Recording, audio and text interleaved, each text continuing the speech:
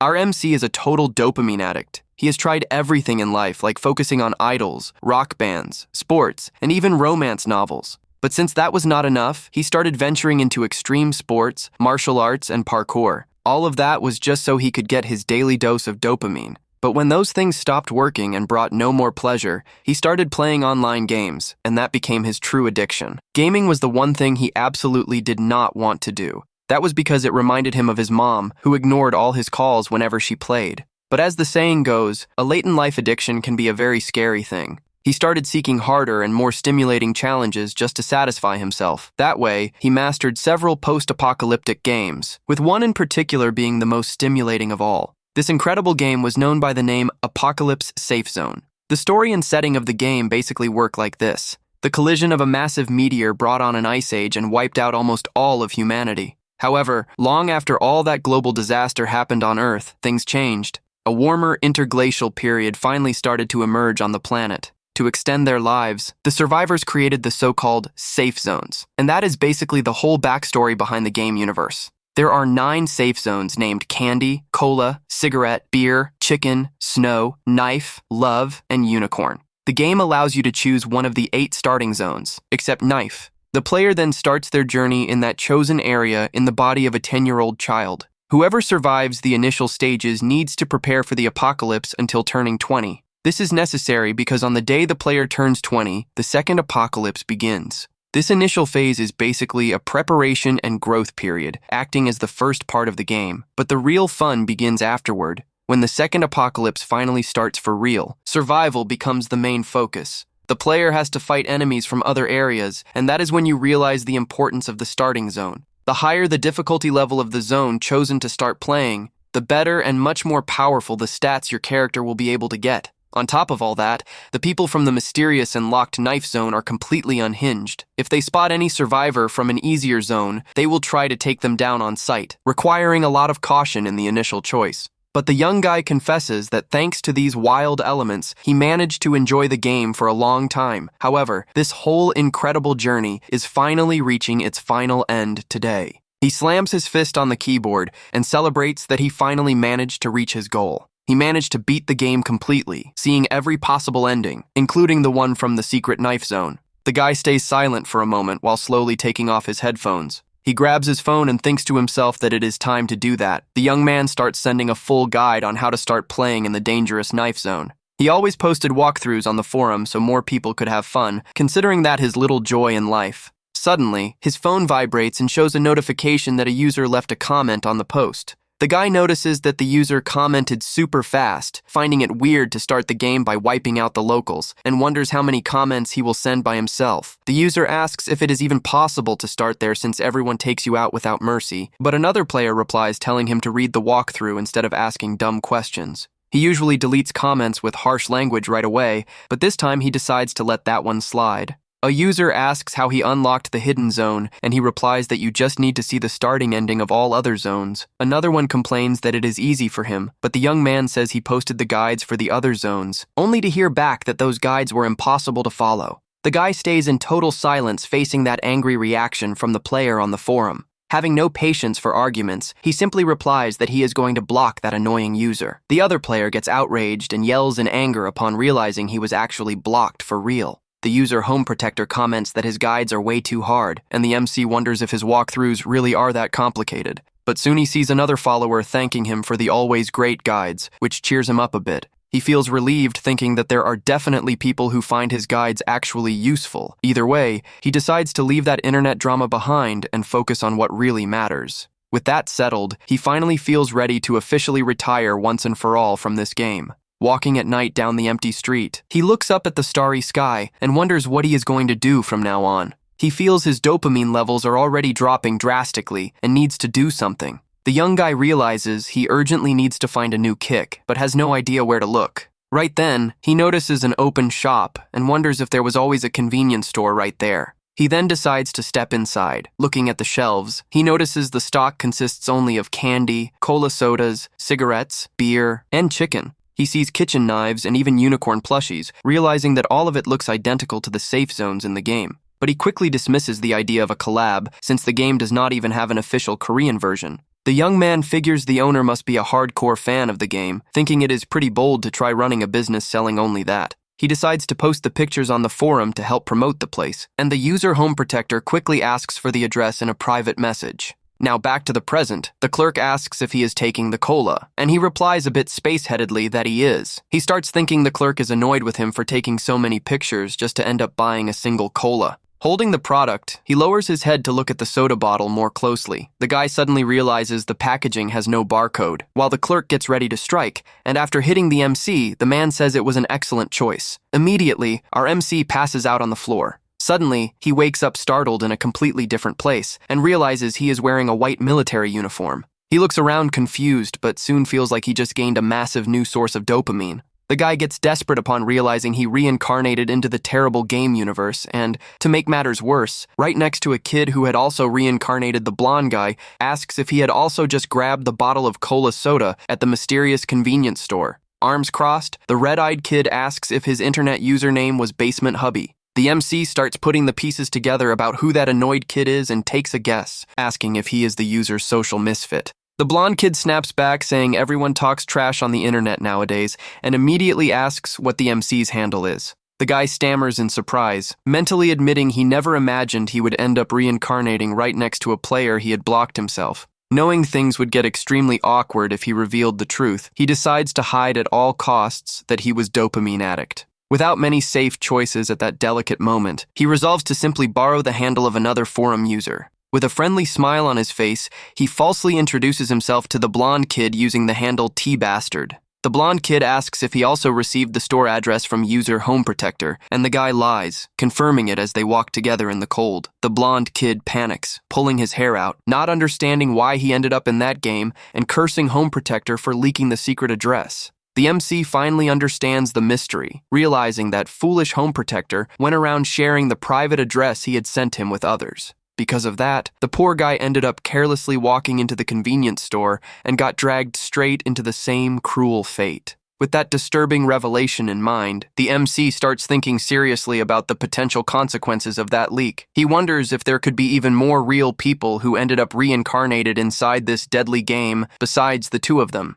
If there are real survivors in other areas like the cigarette and unicorn zones, they will have to face them as soon as the second apocalypse starts. That means in the future, they will have to battle to the end against other real reincarnated players, putting their lives in extreme danger. But he shakes his head no and decides to focus only on the present, because surviving right now is the only real priority that matters. The blonde kid suddenly changes the subject and excitedly asks if, since they are in a game, they can use system windows. The guy plays dumb, and the other excitedly explains he is referring to quests, shops, skills, stat distribution, and power levels. He starts yelling in desperation, calling for the status window and inventory to see if anything happens. Amid total silence, he tries everything, yelling for quests, items, codex, and even monster encyclopedia. He begs for any system window to open, but absolutely nothing happens in that silent world. Devastated by not having any tech assistance, the blonde kid falls to his knees on the cold ground with his hands on his head. He complains that they were thrown there with zero advantages, having to clear everything empty-handed and in the bodies of little kids. The MC stares at him, confused upon hearing him call himself kind-hearted, making the blonde kid admit he should have toned down the online insults. He lets out a long, discouraged sigh and sits on the ground, leaning against the wall while the snow keeps falling. Next, he asks T-Bastard what his plan is from here on out and if he has ever played in the Cola Soda Zone. The guy asks if he wants to know about his progress, knowing full well that in reality he had already cleared the entire game up to the knife zone. But since Dopamine Addict was the only one who had cleared the secret zone, he decides to give a humble answer that fits T-Bastard's profile. He lies, replying that he only made it as far as the Unicorn Zone, leaving the other kid completely shocked by the info. The blonde kid accuses him of lying, saying that only Dopamine Addict and a tiny handful of his hardcore followers made it that far. The blonde kid jumps up suddenly, remembering it was Dopamine Addict who posted the store address, and wonders if he also ended up reincarnating there. The MC finds it super weird that, even while pretending to hate him, the blonde kid seems to know absolutely everything about him online. He recalls that the blonde kid was one of the first to comment on his last guide, suspecting that he might not actually hate him that much after all. He lies, saying he is a fan of Dopamine Addict, and asks if the blonde kid also read the guides, since he always commented on all his posts. The blonde kid looks away a bit embarrassed and softly confirms it, leaving the MC curious about that shy reaction. But right after, the kid shifts his attitude and starts getting extremely furious with a fiery background behind him. The MC notices all of the blonde kid's rage and smirks, finding the situation hilarious to watch. The blonde kid explodes in anger, shouting that he used to read and upvote everything he posted, only to end up blocked by that ungrateful jerk. The MC realizes the blonde kid did not hate him, but rather had developed a fan's affection for him and got hurt when he was blocked. Knowing the kid liked all his posts, he mentally regrets having reincarnated alongside a dopamine addict fan.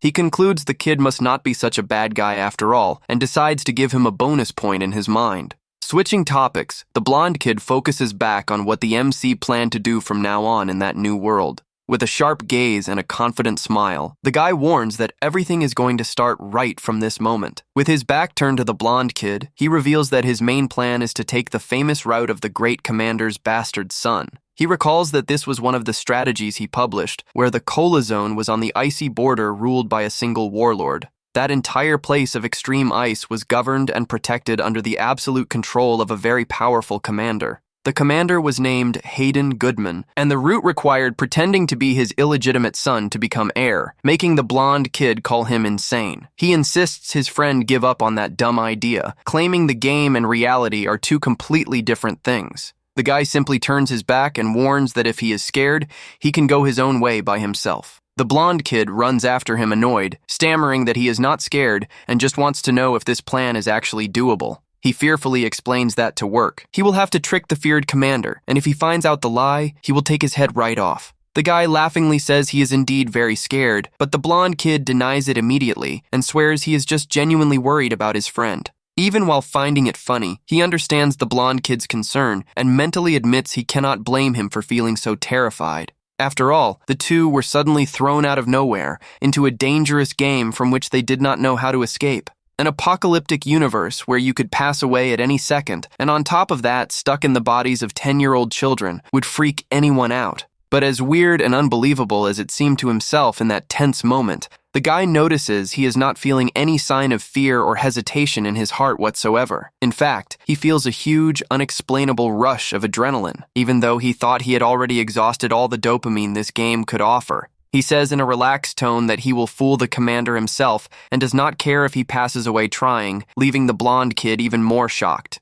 He jokes that maybe passing away inside there is actually the only method to escape the game and go back to the real world for good. The blonde kid stammers, swallowing hard, extremely worried about the real possibility of his friend actually passing away right in front of him. Thinking about the plan's failure only boosts his dopamine even more, making the blonde kid call him a total lunatic on the spot. The blonde kid lets out a silent scream of pure desperation and frustration at the boundless madness of his new journey companion. He asks helplessly what he should do, since that dangerous bastard son route does not need anyone else's help to work out. The guy realizes that was exactly what was worrying him and starts thinking of an alternative spot that would be absolutely perfect for the blonde kid. He asks if the kid has ever served in the military, and the blonde kid replies annoyed that he had just turned 20, leaving the MC thoughtful. Upon discovering his age, the MC finally understands why the blonde kid acts so immature like a child all the time. The guy thinks it is great that he has not enlisted yet, leaving the red-eyed blonde kid confused about what could possibly be good about that.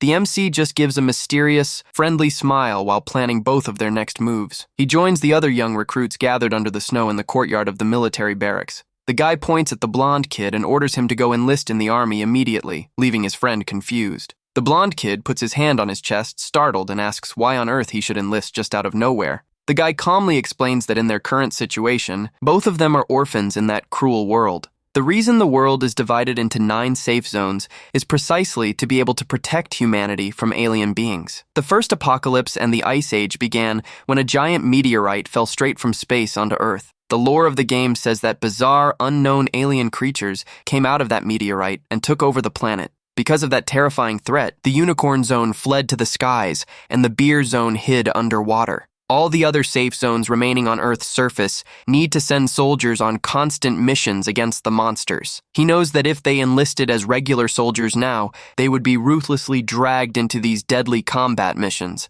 The game would force even a 10-year-old character to go to the battlefield to fight for survival. But since they are orphans in that cold place, they have no one to take care of them and not even a home to return to. He says they need to enlist to survive because the army guarantees housing, food, and firearm training for free. The blonde kid puts his hand to his head and says he understands that survival comes first, but is still hesitant. He sheepishly confesses he does not speak English and asks how he is going to manage to survive in the middle of a foreign army. The MC realizes the game never had a Korean translation, remembering that he had to learn English himself just to create his guides. The two walk through the heavy blizzard toward the city's large, imposing military building. A hand hands an official envelope sealed with red wax directly to the army officers. The guy says he already sent the blonde kid's enlistment form and that the officers told them to wait a moment, taking his friend by surprise. He explains that the Cola Zone accepts even 10-year-old children as soldiers, so the application will likely be approved without issues.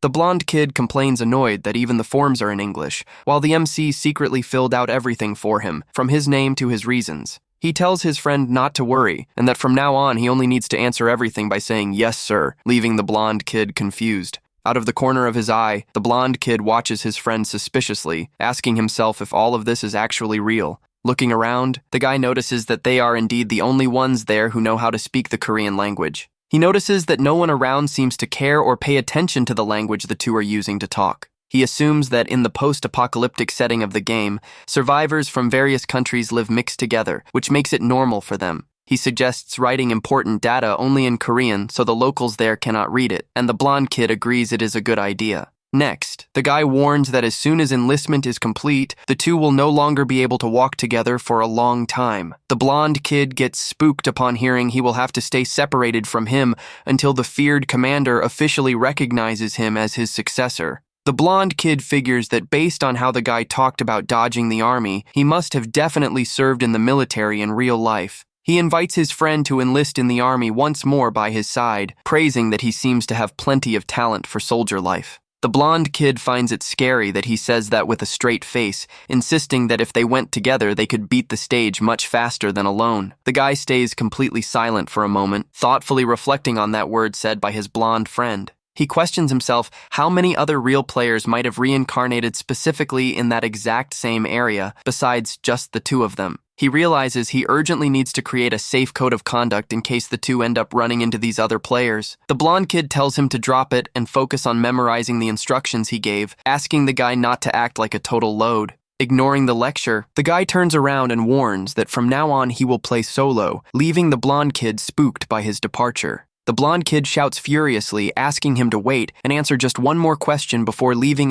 him all alone. He demands to know the English name the guy put on his enlistment form, begging that it is not his embarrassing forum nickname. The guy says he will find out when the officer calls him, while the man at the barracks looks at the form amazed by the bizarre name written on it. The officer shouts, calling for the name dearly excluded, triggering an absolute scream of despair from the blonde kid that echoes throughout the whole area. Hearing the scream in the distance, the MC smiles satisfied to see that his friend's enlistment was completed successfully and without any trouble. Walking alone under the beautiful orange sunset, he decides that the time has finally come to focus on his own main plan. He wonders if he should immediately go look for the exact location of the secret tomb of the late warrior Lunaman. That poor woman's grave holds the valuable necklace that serves as definitive proof of the commander's illegitimate son's identity. In the original lore of the game, the feared commander Hayden Goodman originally came from a completely different zone from where he is now. Before becoming a respected officer in the Cola Zone, he nearly passed away in combat, but was miraculously saved by a young female fighter. The name of that brave and skilled soldier who saved the future commander's life was Lunaman. Over time, Hayden became a soldier of Cola and started a romance with Lunaman, even having a child, whose name they still needed to pick. But against all expectations, Hayden accepted the deal to marry the former commander's daughter in order to inherit full control and holdings. Hayden promised he would bring Lunaman and the baby back as soon as he became commander, asking her to trust him and wait for his return. However, he ended up proving completely unable to fulfill that promise he made to his beloved. That happened because Lunaman suddenly vanished without leaving a single trace or clue behind. Suddenly, the young guy's eyes widen as he hears a very strange noise of something snapping nearby in the dark. A drunk man walking past grumbles, asking if it was just a rat, while the guy quickly hides behind a wall. He lets out a sigh of relief for almost making a silly mistake, knowing it would be troublesome to get caught, and that he needs to be twice as careful. The guy remembers that when he played in the Cola Zone, Commander Hayden would order every corner of the city searched, looking for Lunaman and her child. He approaches the old wooden coffin beneath the snow and slowly starts pushing the heavy lid with his hands. The commander searched frantically for her, without having any idea that Lunaman had already been gone for a long time. The young man feels a bit uncomfortable and guilty for disturbing a grave, but knows he has no other option to proceed with the plan. He knows that the essential item to successfully complete the bastard son route is stored right inside that coffin. He notices the dirt around is fresh and soft, starting to seriously suspect that something is wrong there. He asks himself in alarm if some other real player had already been to that same tomb before he arrived. He recalls that in the game's past, a terrible epidemic spread, devastating the entire slum where Lunaman lived. While all the healthy people fled desperately from that contaminated place to save themselves from the disease, Lunaman decided to stay behind completely alone as a military medic to lovingly care for all the sick in need. However, she ended up catching the fatal disease as well, and the grateful survivors decided to build that tomb in her honor. A black crow lands silently in the snow under the cold moonlight, observing the guy's movements next to the tomb. The guy mourns the irony of her fate, as she was so kind and ended up passing away in the epidemic right after separating from Hayden. But he admits that made things easier for him, because the epidemic blocked the roads and prevented the commander from finding her. Looking closer, he notices the coffin was already slightly open, confirming every single one of his suspicions. To his surprise, upon looking at the skeleton inside the coffin, he notices right away that the commander's necklace is gone from there. The original prologue of the route required obtaining Hayden's necklace from Lunaman's tomb and taking it straight to the commander to prove oneself. The necklace that proves the bastard's identity and that he gave to Lunaman is actually his old military dog tag. The young man sighs and confesses to himself that, although he had imagined this could happen, it is still a major buzzkill. He realizes that unfortunately he truly arrived one step too late and that another player took the dog tag first. But instead of getting discouraged by the theft, the guy smirks and thinks things just got way more interesting. He knows he does not actually need to worry because he knows the exact location of where the real necklace is kept. He never revealed the secret in his online guides, but the true proof Hayden gave to his beloved was not that dog tag. The guy reaches out toward Lunaman's skeletal body to finally grab the true secret jewel. The real necklace was actually a moonstone ring, carved from a fragment of the meteor that destroyed the planet. Normally, the dog tag would be enough to complete the route, but since someone stole it before him, he was forced to use the secret ring. Even if her tomb were raided by grave robbers, Lunaman would never let anyone take that special ring from her body. He offers sincere apologies to Lunaman for disturbing her eternal rest,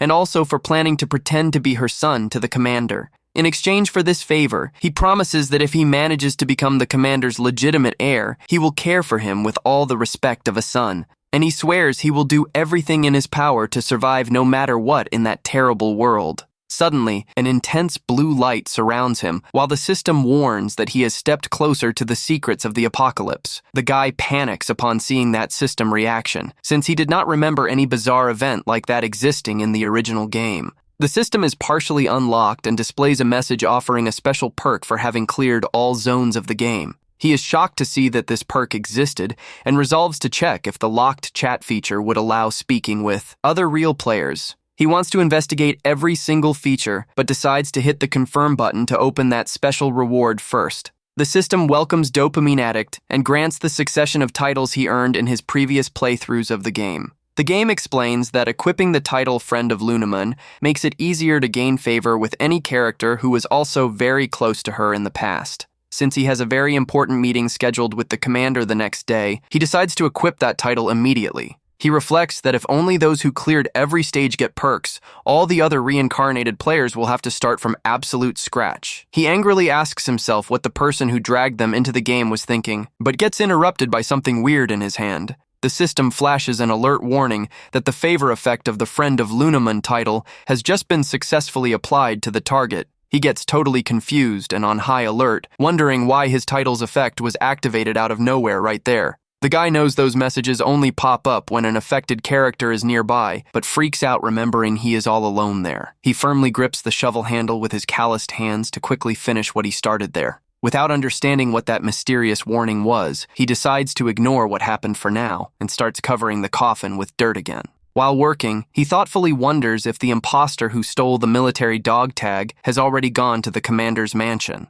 The guy reflects to himself, finding that whole situation a true shame worthy of pity. The guard at the mansion's front gate rudely asks why a kid like him came to the commander's private residence. With a confident look, the kid answers in English, stating he knows exactly who the people Mr. Hayden Goodman is searching for so much are. The guards exchange shocked looks and comment that the young master was actually right in predicting he would come there, leaving the guy confused. Surprised to hear talk of a young master, he follows the guard who orders him to come along, since said master is already waiting for him inside the house. As soon as he enters the luxurious residence, the guy notices the environment is completely different from what he had imagined he would find. While walking up the stairs next to the armed guard, he questions if that mysterious young master is also waiting for other players. A door opens before him, and a calm, friendly voice warmly greets him, welcoming him to the place. Upon entering the room, he comes across two recruit boys who immediately ask if he is also a player from the outside. The system reveals the red-headed boy's handle as Taejung Tae's Beyonce,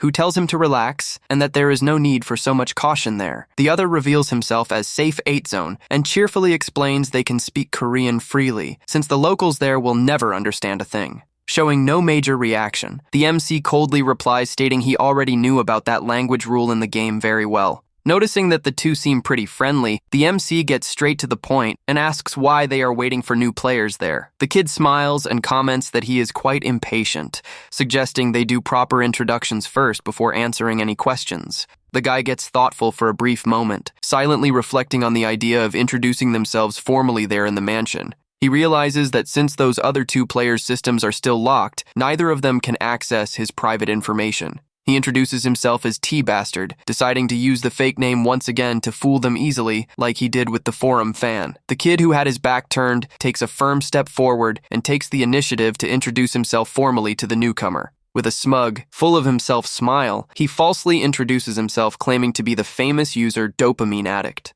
The real Dopamine Addict stares at the kid with a completely blank expression and asks confused who he said he really was. The imposter snickers and comments that, judging by his reaction, he definitely already knows very well who he is talking to, leaving the MC in silence. He keeps bragging with the background glowing with pride, commenting that he used to be an extremely famous user within the whole community. He boasts about being the first to clear the zones, making the real one ask himself shocked if he used to act that annoying online. The fake Dopamine Addict says he seems to have shown up there recklessly and politely asks him to leave the premises. Next, the imposter holds up the stolen dog tag and proudly claims that important strategy cannot even start without the necklace. The guy watches him in silence from the side, thinking about all that audacity and shameless lie from the player right in front of the actual guide author. The fraud points at the blonde kid and suggests he could be useful if he agrees to work under his orders just like the other red-headed kid. The red-headed boy with freckles on his face and dark green eyes listens to the offer in deep silence, without showing any clear reaction.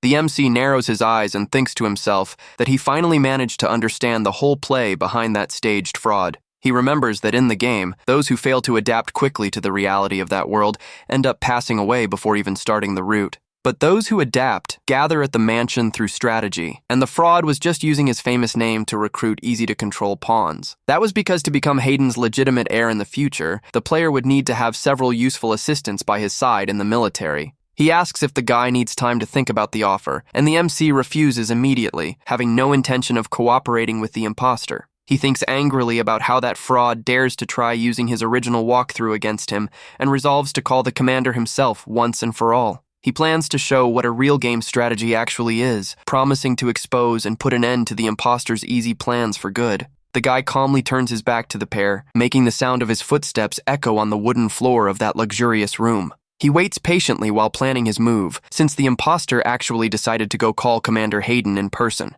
In that moment of silence, the freckled, serious-looking red-headed boy decides to call him over to chat up close for a bit. He turns around and asks if the redhead also came for the bastard son route, wanting to find out his reasons for agreeing to align with the liar. The red-headed kid answers no, explaining that he woke up right from the start in the exact same starting place as the fake Dopamine Addict. The guy gets thoughtful, hearing that the redhead started in the same starting location, noticing with surprise that he responds to everything way better than expected. He asks why the redhead follows the liar when he could have just enlisted on his own, suspecting when the lie about the name started. The red-headed kid looks away depressed and confesses he simply hated the idea of having to do mandatory military service again. The guy notices he has a very strong build and good physique, understanding why the fraud wanted to keep him around as a shield. He asks if the redhead does not feel rage at the real author for leaking the link that dragged them there, and the redhead says he knows all about that. The redhead says with all the calm in the world that he actually prefers things exactly this way, leaving the MC extremely surprised.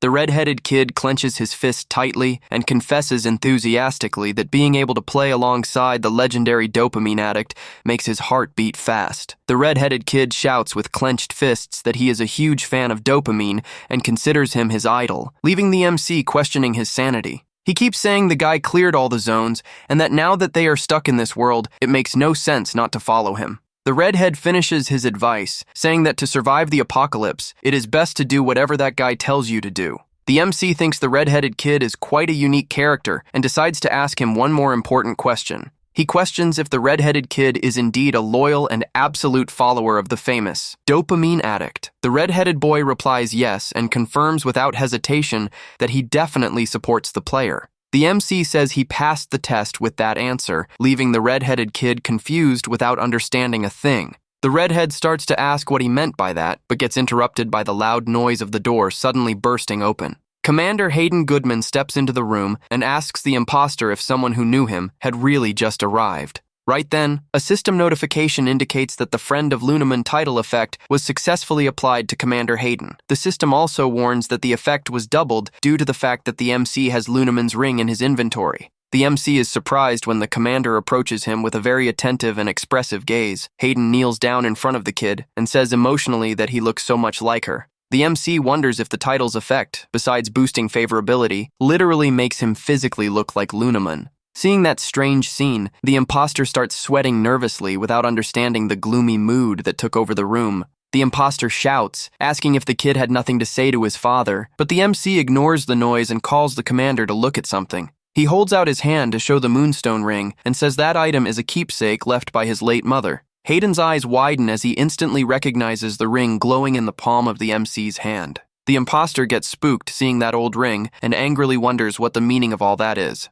Hayden stands up, turns his back to the MC, and reminds the imposter that he had claimed to be his lost son. With a grim look, the commander says the ring of his beloved is actually in someone else's hands. In panic, the imposter stammers saying that ring is his and accuses the MC of stealing the item from him. The commander orders the fraud to shut his mouth immediately in a voice tone so intimidating it leaves him completely frozen. He cold-heartedly warns that if he gets fooled again, he will show zero mercy, even if dealing with a young cadet. The redheaded kid gets stumped and thinks that strategy is wrong, since the guide clearly stated the correct item was the dog tag. The imposter swallows hard and starts trembling as he realizes his whole plan just completely collapsed. In the middle of all that tension, the MC calmly looks at the fraud and asks who he really is. The imposter shouts enraged, wanting to know the kid's true identity, and the MC just fires back, asking who he thinks he is. A system message pops up on the screen confirming that player Safe 8 Zone failed miserably in his strategy. Next, the system panel warns that it will initiate the elimination process for the player who failed the quest. Hayden and the MC just watch as the imposter's body starts disintegrating into glowing dust in the middle of the room. The system warns that the imposter's items were transferred to the MC, including Lunaman's dog tag. Hayden orders what is left of the guy taken to the infirmary, and the MC remembers there is only one way to transfer items in a safe zone. That automatic transfer only happens when combat against another player is successful, which makes him wonder if failing the route means passing away. He ponders if passing away in this world means returning to reality, while hearing the red-headed kid mourn the end of his leader. The redhead hits the wall in despair and asks why that happened so suddenly, but the MC tells him to calm down. He reveals to the redhead that that lying guy who just vanished was not actually his real team leader. The MC recalls an old comment from Taejongtae's Beyonce, thanking him for the strategies and mentions that he had just declared himself his fan. He stares at the red-headed kid and asks how he failed to recognize this true and legitimate dopamine addict right there in front of him. The redhead asks with tears in his eyes if he is truly his idol, and the MC explains he did not know because he has not unlocked his system yet. However, the MC reveals he can easily see the status windows and secret info of all other players. To prove what he is saying, he reveals the red-headed kid's secret username out loud, leaving him completely flabbergasted. The MC thinks to himself that it would be impossible for him to fail his own detailed game guide right at the start. Realizing the truth, the red-headed kid starts crying in regret and frantically apologizes to his big idol. He says he already found it weird for the real dopamine to fail a walkthrough and admits he almost got fooled by the imposter's way of talking. The redhead excitedly celebrates being with the real pro player, but the MC asks him to keep it down because he prefers keeping it secret for now. The MC explains he needs to be very cautious because not all players will want to side with him on this journey. He orders the redhead to call him by the commander's heir's name from now on, and the kid immediately agrees with the instruction. The MC promises he will guarantee the redhead's survival in that hostile area, provided he keeps cooperating on all quests. He adds that he will do that without needing to enlist him in the army, leaving the naive kid touched and much easier to control. The MC reflects that the Cola Zone is not that hard, but his 10-year-old body has limits to explore everything, so he needs allies. He puts his hand in his pocket while thinking about what he needs to do from now on with the items he owns. The guy now has a completely new and unexpected objective, which is to uncover the grand secret behind the apocalypse. He already knew from his gaming experience that each of the zones holds a special item forged from a meteor. But upon obtaining that item, the system sent an unprecedented message saying he took a step toward revealing the secret of the apocalypse. Right after, the system warns that an important part of its hidden functions was finally unlocked. The MC realizes that if he keeps collecting these rare meteor items from the other areas, he will be able to unravel this entire mystery. He thought just stopping the end of the world would be enough, but now notices he will also have to uncover its mysteries. He gives a faint smile upon realizing that the reality of that world is indeed very different from the game he knew. The MC directs the red-headed kid to tell the commander, when he returns, that he was just another victim fooled by the imposter. He warns that the commander would certainly suspect him, and promises that as soon as they leave there safely, he will introduce him to another player. He reveals that the helper is named Room Corner Honey, and the redhead quickly recognizes the guy as that foul-mouthed player he had heard of. The MC explains that the ally knows him by the name T-Bastard, and asks the redhead to go along with the game and pretend when they meet. The red-headed kid hesitates for a moment and says he has an important question, leaving the MC curious. The red-headed kid reveals he believes the true owner of the name T-Bastard was also transported inside that world. Surprised, the MC asks how he knows that, and the redhead explains that many pro players disappeared after the store post. He says everyone got curious and decided to go to the convenience store, and that he himself was one of those who visited the place. Inside, the redhead ran into a person who introduced himself using the exact username of T-Bastard. The redhead recalls seeing the guy buying a knife right after the Knife Zone guide was published on the internet. At that moment, the mysterious guy enthusiastically commented that it was a hidden area of the game. He wraps up the story saying the guy simply picked one of the knives in the store, made the payment, and went on his way. The MC immediately deduces that the starting zone of that other player can only be the dangerous Knife Zone. He thinks the guy fell into the worst place in the world and hopes he holds no hard feelings over the store location tip. The MC asks if the redhead saw the guy take a blow to the head before being transported there, leaving him confused. He explains that the clerk hit the guy's head with the barcode scanner, and the redhead says he was transported upon stepping out of the store. The MC asks, surprised, if the redhead did not take any blow, and the kid confirms by shaking his head no. The MC gets outraged remembering the clerk and wonders why on earth only he had to take a blow to the head. He decides to set that aside and reinforces for the redhead not to forget to tell everyone he was completely fooled by the fraud. He knows the most important thing now is to focus on the next steps, when suddenly the large room door starts opening. One of the place's guards appears at the door and calls for the black-haired kid, warning that the commander wishes to see him immediately. The MC replies he is already coming, knowing he needs to focus first on the walkthrough and the quest right before them. He enters a gigantic, luxurious dining hall where the commander is sitting alone at the head of a massive table. The MC apologizes for the delay and sits down, impressed by the strength of the favorability effect the title gave him. Hayden shares that he sent the other kid back because he was not feeling well, and the MC is surprised to be invited to dinner. The commander reveals he searched for him and Lunaman for years without success, and asks where they had been hiding all this time.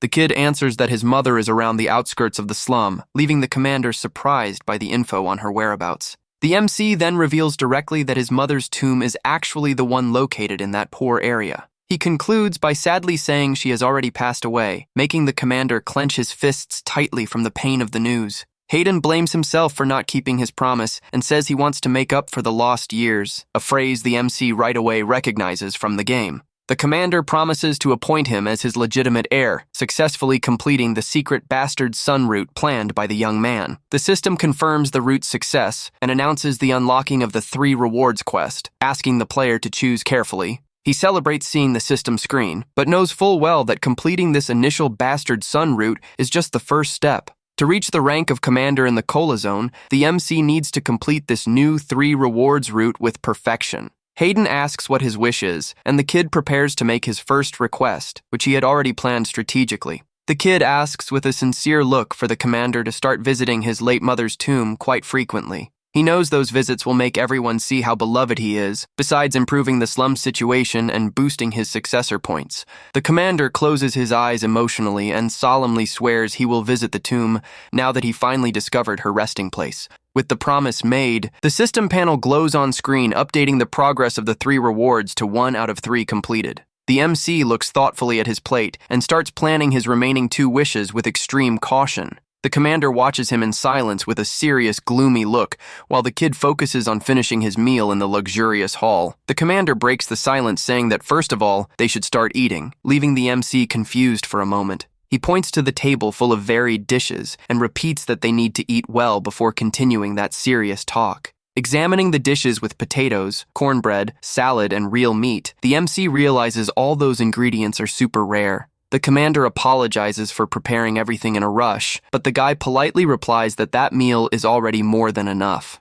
The MC mentally celebrates, noticing that the red-headed kid's situation will also be easily resolved without any extra hassle. He takes a bite of the cornbread, feeling relieved to finally be able to eat some real food in total peace. Suddenly, a bright blue light rises from his hands, leaving him completely in shock without understanding what is happening to his body. The guy looks at his own empty hands and realizes in panic that the food simply vanished before he could even chew it. With that, the commander quickly stretches his arm and firmly grabs the kid's wrist over the dining table. Hayden says amazed that the food vanished right in his hand, making the MC panic, thinking his secret was exposed. The commander holds the boy's hand firmly and says relieved he was absolutely sure he was not just imagining things. He points at the kid's skin and comments impressed that all injuries and scars on that hand completely vanished. The MC looks at his own clean, markless hand, getting extremely surprised to notice his injuries really vanished. He narrows his eyes and starts coldly analyzing the situation to try decoding the logic behind that strange event.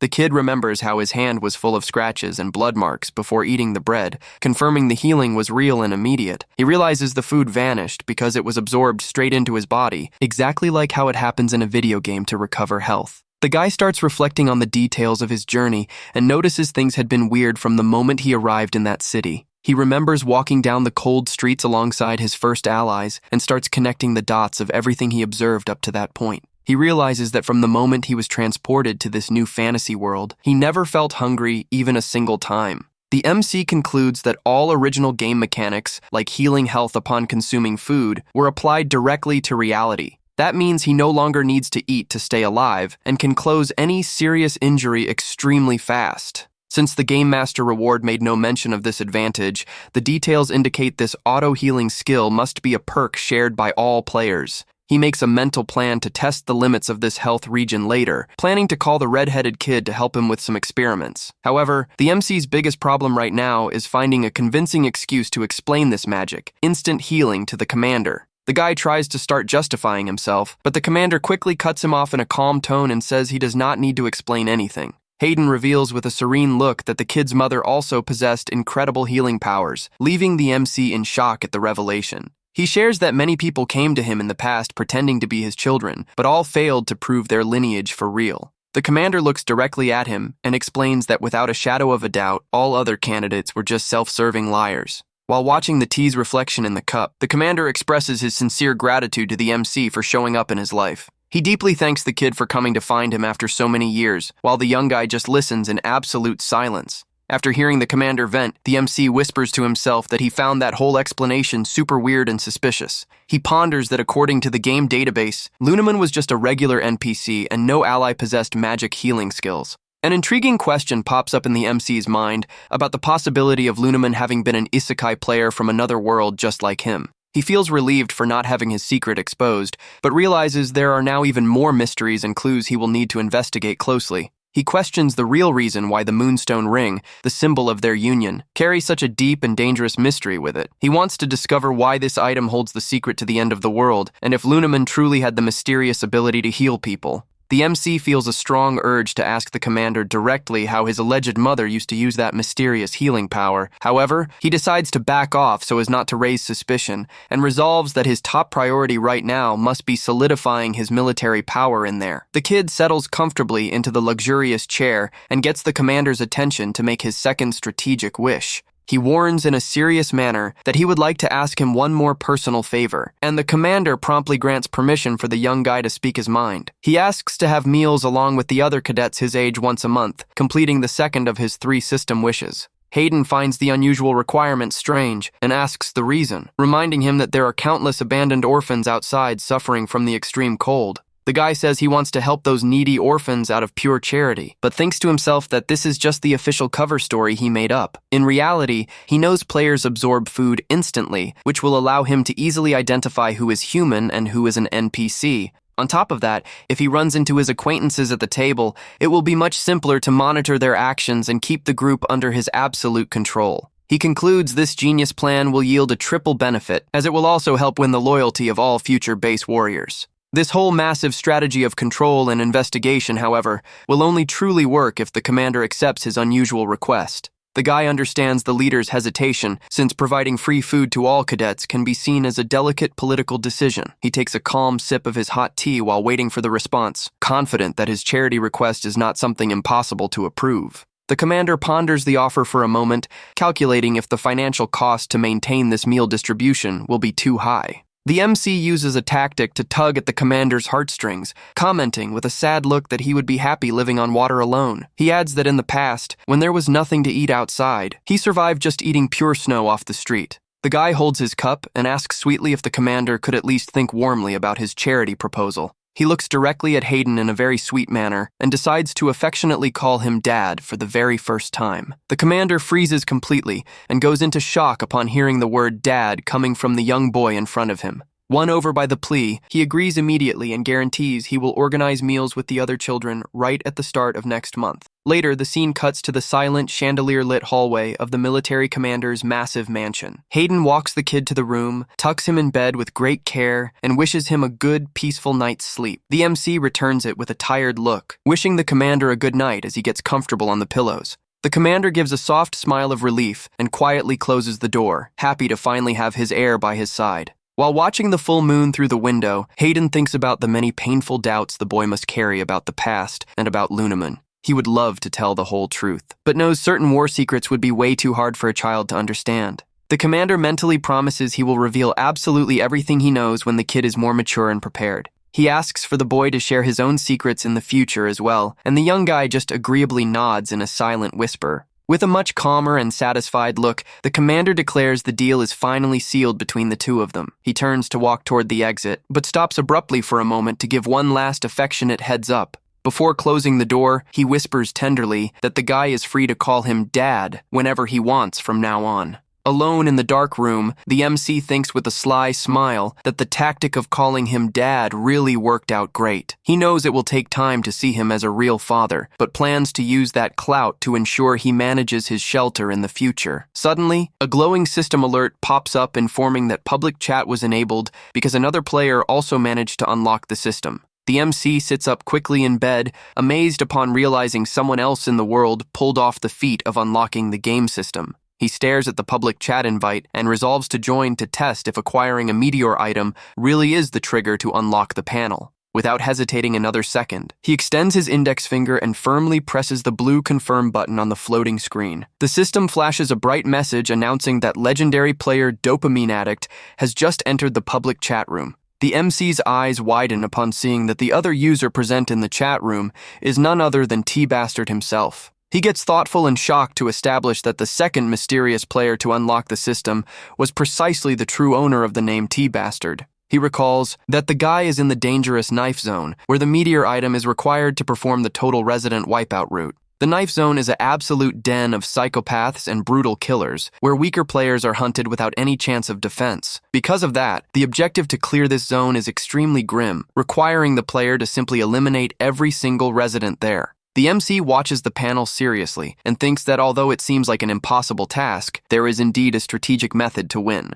To win, one just needs to use that zone's meteor dagger, a special weapon capable of taking down any enemy with a single precise strike. He knows that does not make things easy, as he himself only managed to clear that hard stage after getting defeated countless times. However, he gets super intrigued upon realizing T-Bastard not only survived that nightmare, but also managed to unlock the system already. A challenging smile pops up on the MC's face as he feels hyped with the presence of such a capable and interesting opponent in the game. The rival sends a message asking if he really is the famous dopamine addict, proving he is definitely no regular player. The MC crosses his arms and ponders which question he should ask first, whether about the meteor item or his quest progress. He decides to stay calm and replies confirming his true identity, ready to proceed with that super important chat. However, the rival sends a terrifying message promising to hunt him down and end his life, leaving the MC completely speechless. The next day, the sunlight shines brightly over the snow-covered roof of the mansion and over the frozen tree branches in the garden. One of the mansion's servants opens the door in a rush and asks for the young master to wake up, as the base director wants to speak with him immediately.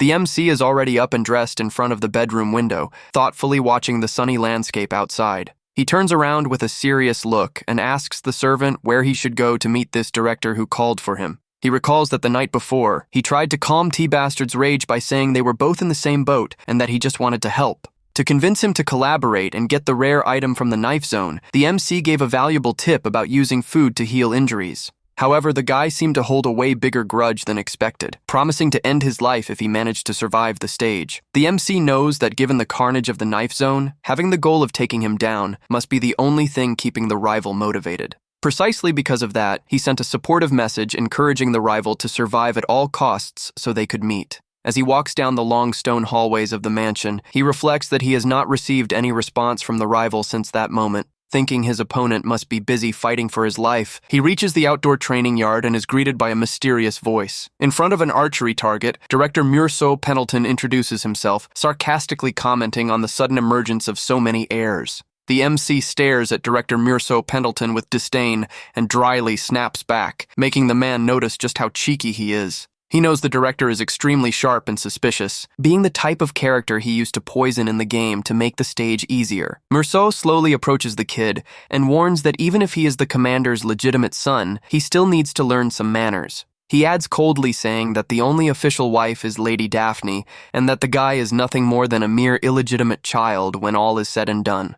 The MC observes the attitude identical to the original game, but makes a firm decision not to give the director a tragic end this time. He remembers that Murso is an orphan and former highly talented child soldier who, despite being neurotic, earned the respect of the whole base. Deep down, that rigid man harbored a secret desire to experience family love, where parents and children support and protect each other across generations. Murso's lifelong dream was always to build a happy, united family in that exact mold of mutual care. And it was right when he was wounded and hopeless that a kind young woman suddenly appeared before him. That young savior was none other than Daphne Goodman, the former Supreme Leader's daughter, who extended her hand to him with gentleness. That simple act of compassion deeply marked the young warrior and changed his perspective on life forever. At first, he tried to rationalize it by telling himself his heart beat faster only because of her important, noble bloodline. He sadly believed his sincere desire to stay by her side was nothing more than a silly, completely unreachable dream. Since he lacked the courage to admit his feelings for his superior's daughter, he resolved to bury himself completely in his daily duties.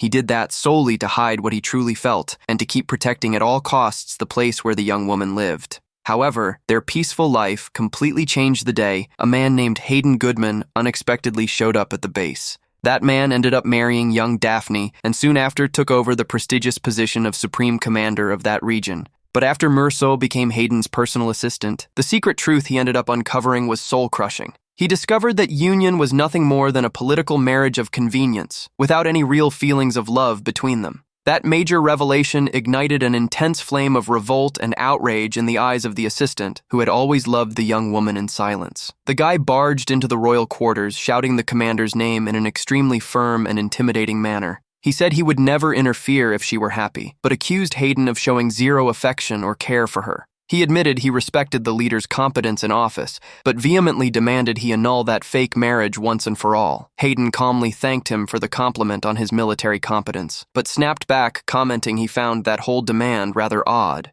He questioned why such a genius warrior preferred demanding his divorce over fighting to take the coveted position of commander. Hayden asked Merceau to look at the real situation and openly confirmed that he and Daphne indeed never truly loved each other. The leader explained serenely that he was just waiting patiently for the moment when he would finally reunite with his real family. He said that as soon as he found his legitimate son to pass down the post to, Daphne would also be free to move on with her life in peace.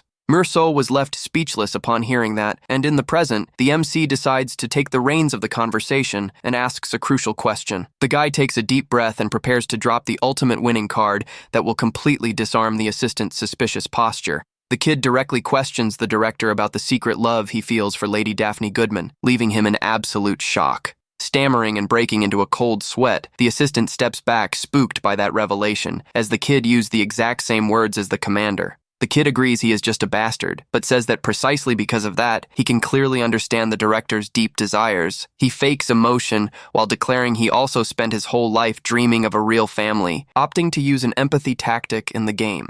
The MC's grand plan from now on is to win the assistant's unwavering loyalty to turn him into his greatest ally. He wonders in his mind if he did not overdo the drama a bit while faking that whole big act of a needy orphan. Merceau bows, asking for forgiveness for his lack of manners, and the guy celebrates realizing the man's reaction was positive and the act worked. Back in the game's chat system, a new glowing notification pops up on screen announcing the arrival of a player named Shin. Following that, a flood of new warnings appears on screen showing that several other users are joining the system's public chat. The MC watches the panel and wonders how so many players pulled off the feat of unlocking the system at the exact same time. He suspects whether the actual mastermind behind that mass abduction also just joined the chat room with the rest. To find out the truth, he prepares to confront the person responsible for that chaotic situation and sends a warm welcome message. User Home Protector asks, surprised if famous elite player Dopamine Addict also ended up falling into the possession trap.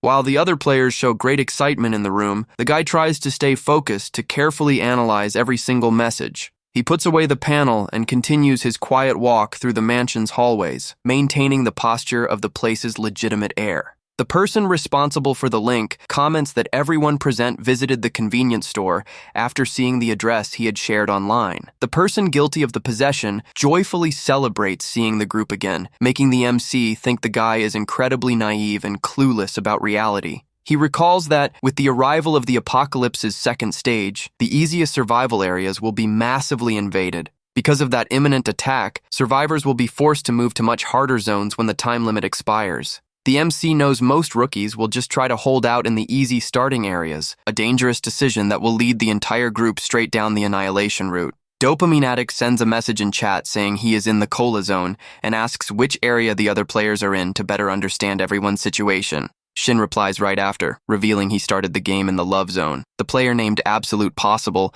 also starts typing his answer to reveal his current location. The user I Don't Cry That Scardio says he is in the chicken zone, while Druggy reveals a bit hesitantly that he ended up in the snow zone. Shin finds Druggy's situation funny, while Dopamine Addict notices the real T-bastard is in the dangerous knife zone, leaving the other players spooked. Player Home Protector shares he is in the cigarette zone, making the MC think that judging by his way of talking, it was to be expected he would start in an easy area. Dopamine Addict thinks Home Protector cannot pass away no matter what, because there is someone very important he needs to survive to meet in the future. While Home Protector laments T-Bastard's tough situation, he also wonders which location player Dentist ended up going to. Dentist sends a message questioning if everyone there actually believes that transmigration story. The suspicious player wants to know why T-Bastard himself does not speak up in the chat to tell about his current situation. Dentist claims he has no reason to trust the group and reveal his location, making the MC find his attitude a bit too hostile. Shin snaps back saying Dentist should not miss the chance to trade info with Dopamine Addict and asks if he is just a rookie in a safe zone.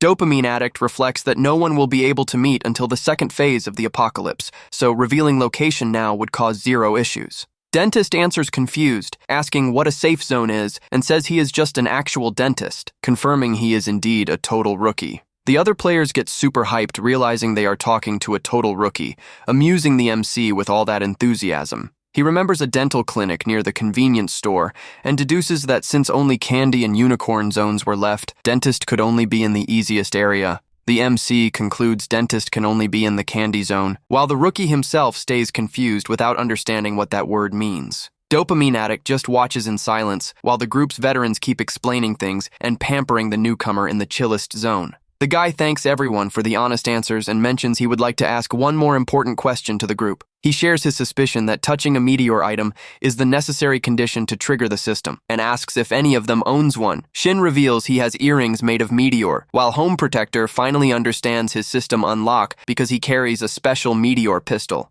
Absolute Possible shares he also had contact with one the day before, since his submarine's power source is precisely a meteor. Idontikridat Scardio says he has a special dumbbell, and Dentist remembers his area's captain made him touch a mysterious stone that must have been said meteor. Druggy gets quite surprised upon discovering the opening of their systems is directly linked to these space ores. However, Druggy comments he does not carry any object of that type, leaving the MC extremely thoughtful with this new info. He reflects that while some players actually own the tools, others just needed to lightly touch or pass close to a meteor. Realizing simple contact is enough to open the system, the guy decides to ask the group if they have already run into other players. The users give varied answers, some saying they are alone, others that they allied, and one of them ominously reveals he is the sole survivor of his area. Dopamine Addict analyzes that there are multiple players in the chicken and love zones, but only one from each group actually managed to open the system panel. Facing that curious scenario, he concludes there must exist some other secret requirement for activation besides mere physical contact with the meteor.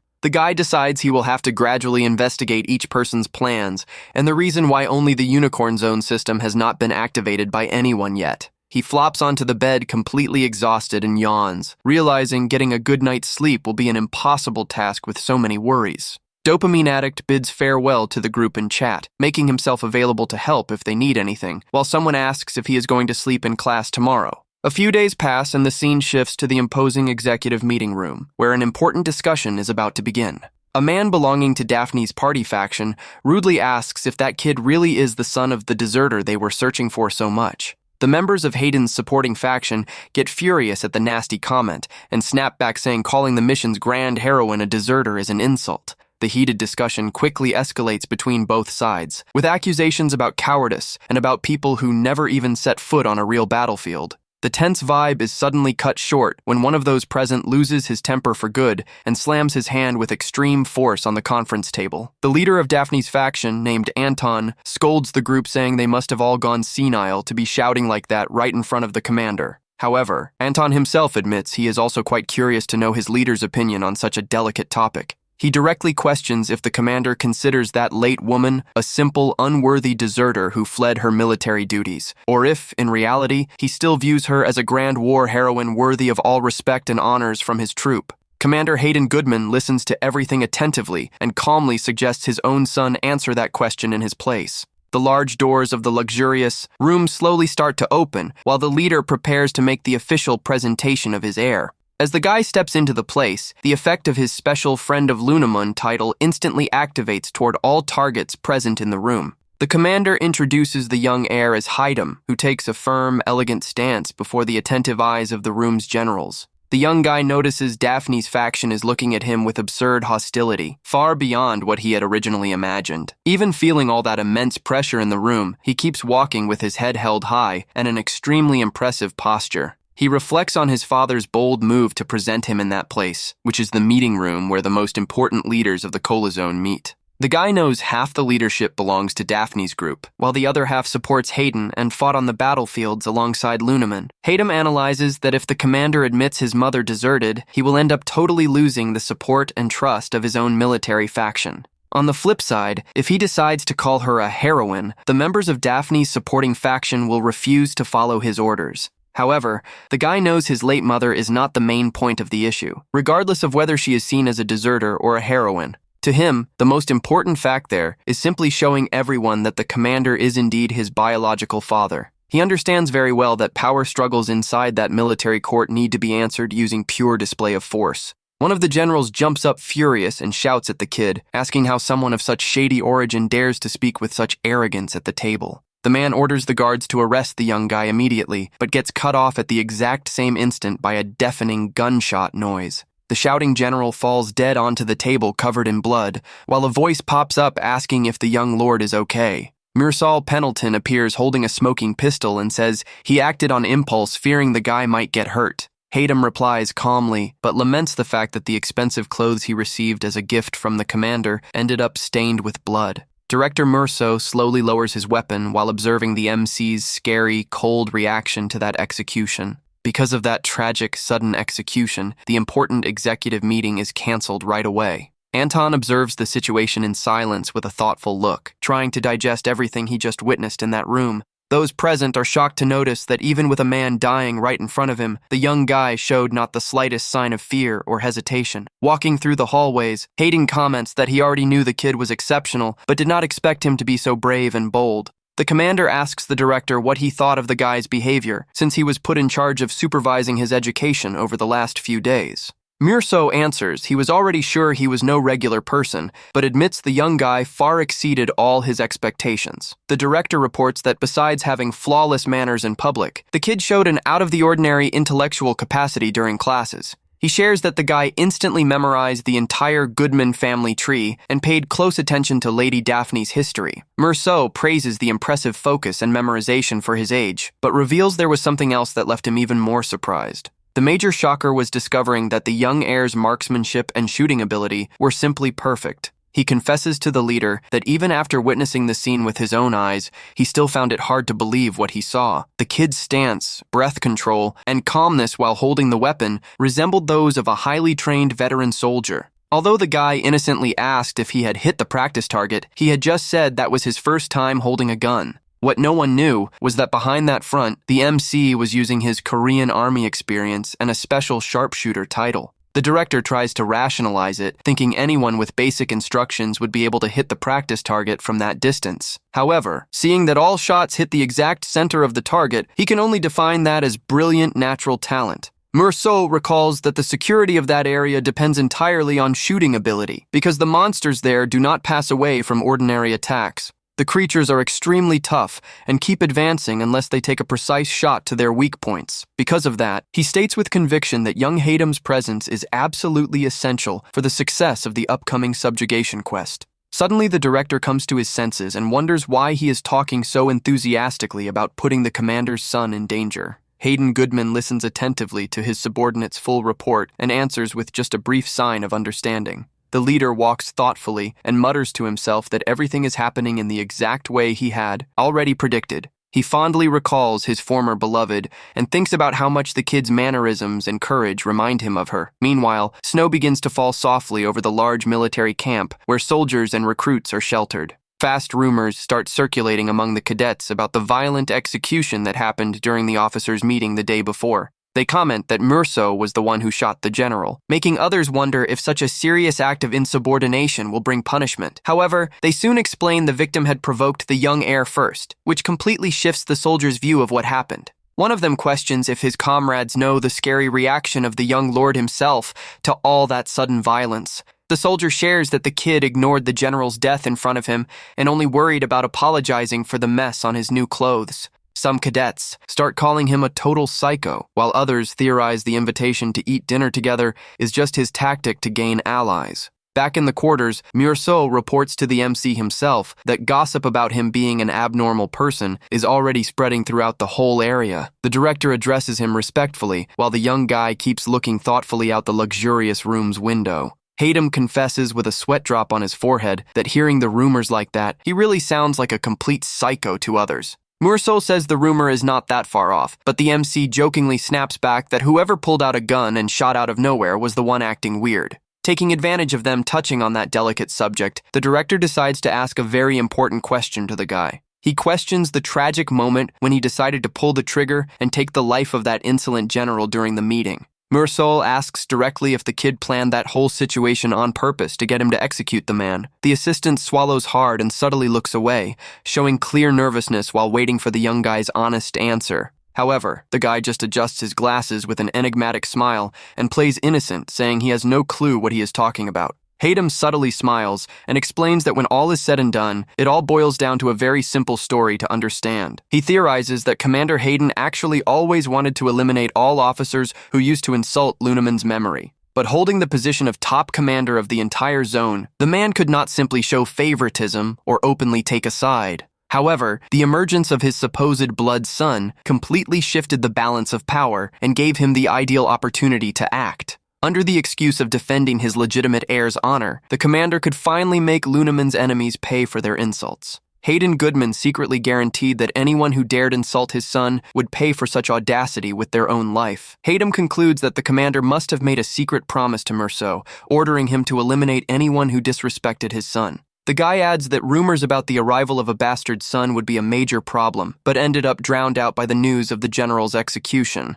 Merceau admits the theory is great, but reminds the guy that he is a member of Daphne's faction and questions if he is not trusting him too quickly. Hayden agrees that as Lunaman's legitimate son, he naturally represents a huge pain in the neck for all of Daphne's allies. However, the young heir reminds him that he is also the commander's son, and that he made a very serious and important promise directly to him. He reaffirms his oath that he will become Commander Hayden's official successor at all costs to solidify his plan. All this with the ultimate major goal of finally freeing Lady Daphne from her current state of confinement. The guy makes it clear that the real reason he trusts the director is the deep respect and unwavering devotion the man shows toward Daphne. Merceau sighs, surprised, and praises the incredible political sense and genius sharpness the young heir possesses to manipulate the situation. Merceau changes the subject and reminds him that the guy had mentioned the plan to throw a monthly feast with the recruit kids there, suggesting he not be shy. The director warns he will organize the meeting soon and asks if there is a specific plan, surprising the guy with that genuine interest.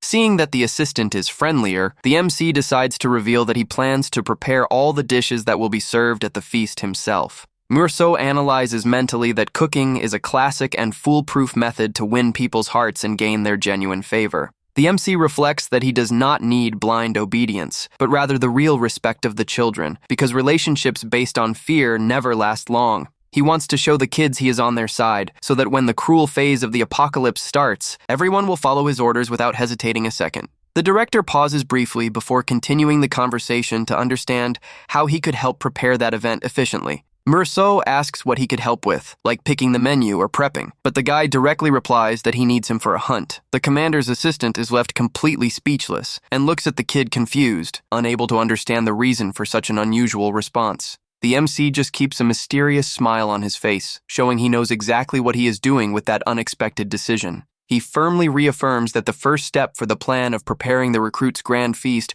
will be precisely running a hunt in the forest. A while later, the two appear walking through the dense frozen forest, and the director grumbles, saying that whole situation makes zero sense. Merceau is baffled by the guy's audacity to step out of the camp's safe zone carrying just a single basic firearm in his hands. He calls out the heir, but Haydam calmly asks his companion to speak quieter and says it is just a simple hunt that poses little danger. Merceau insists it is dangerous because he could get seriously hurt, making the MC wonder if the man is actually worried about his safety. However, the assistant reveals terrified that the commander would end him on the spot if he let the young heir suffer even the smallest scratch in the forest. The guy ignores his companion's grumbling and asks him to stop and reflect a bit on the logic behind that food prep. He explains that a feast feels much more sincere and special when the cook also works hard to get the ingredients personally from nature. Merceau fully agrees with the heir's lovely intention, but still remains reluctant due to the real difficulties of hunting in the cold forest.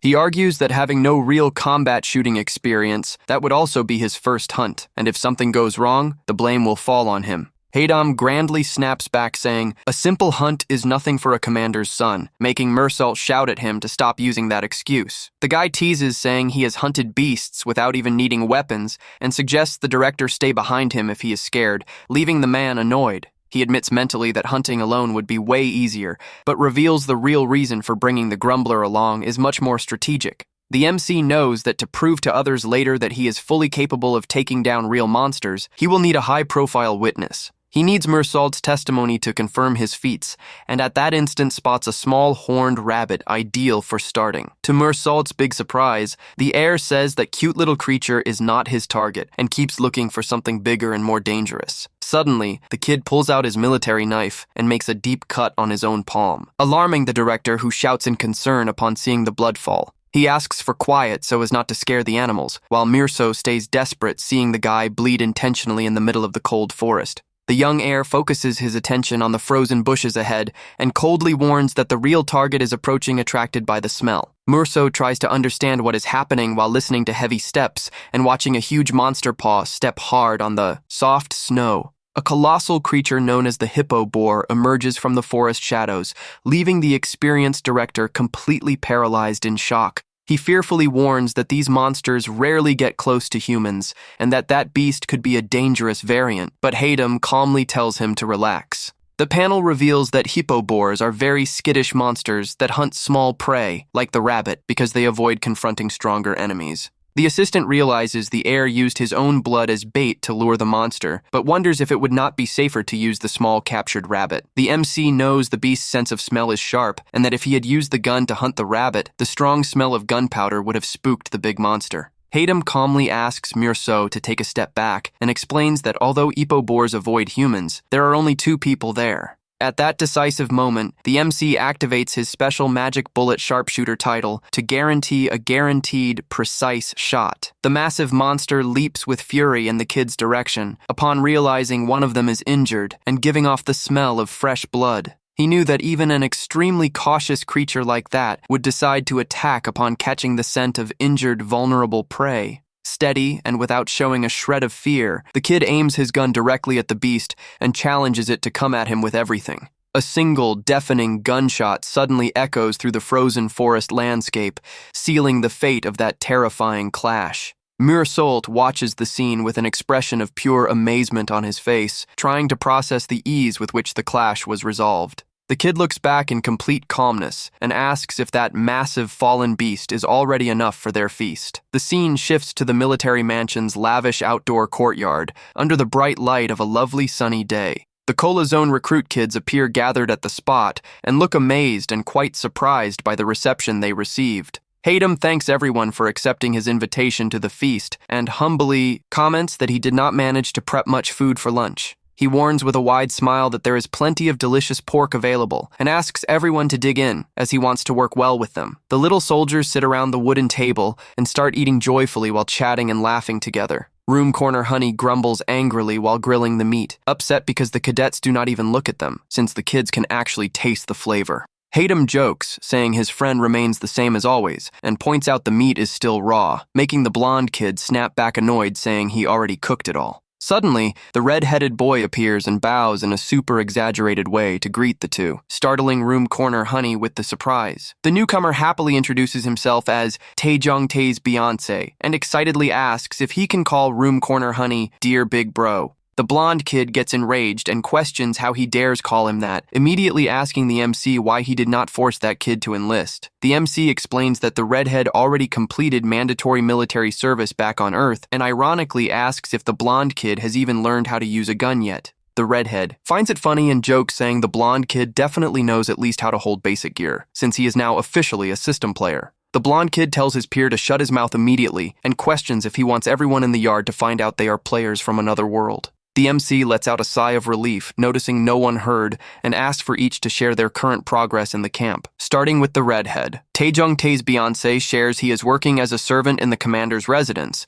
and that the veterans there usually treat him quite nicely for being young. The MC asks if he managed to overhear any actually useful chat in the hallways, and the redhead confirms with a serious, tense look on his face. The redhead reveals he ended up discovering a pretty scandalous piece of gossip about the military zone's prestigious Lieutenant General Radu. He shares that the general is having a secret romantic affair, leaving the MC and Room Corner Honey completely speechless at that useless info. Without losing focus, the MC turns to Room Corner Honey and asks if he managed to get any practical details about the upcoming subjugation quest. The blonde kid shares he heard rumors that the entire camp cadet group runs a high risk of being drafted unexpectedly for that dangerous expedition. The MC reflects that quests only start when the snow melts, which means they still have precious time to prepare calmly. The blonde kid flips the question, wanting to know what the leader uncovered, and Haydam confirms he got great info, but says he needs to do something first. He holds out a necklace with a glowing ring and asks for the two to touch the object, making his friends wonder where that nice gift ring came from. The MC puts the object back under his shirt and notices with disappointment that, just as he already suspected, the experiment had zero effect on them. He deduces the system is only unlocked when a player comes into contact with a very specific meteor object in each respective area of the map. On top of that, judging by the group's reaction, he concludes only a single person in each survival zone has the actual capacity to unlock the control panel. Room corner, Honey goes into panic and questions what will happen to regular players who have no system at all, but Haydam calmly tells him to relax. He explains that at the end of the day, the system only provides basic, simple features like character viewing, inventory management, and chat room. The heir points out that the only actually useful and essential tool in the whole system is the ability to use the global chat room with others. However, upon opening the message panel, he gets a massive jump scare noticing there are currently 8 active people in the public chat room. That clearly indicates there are several other real survivors scattered and fighting for their lives in the different areas across the game map.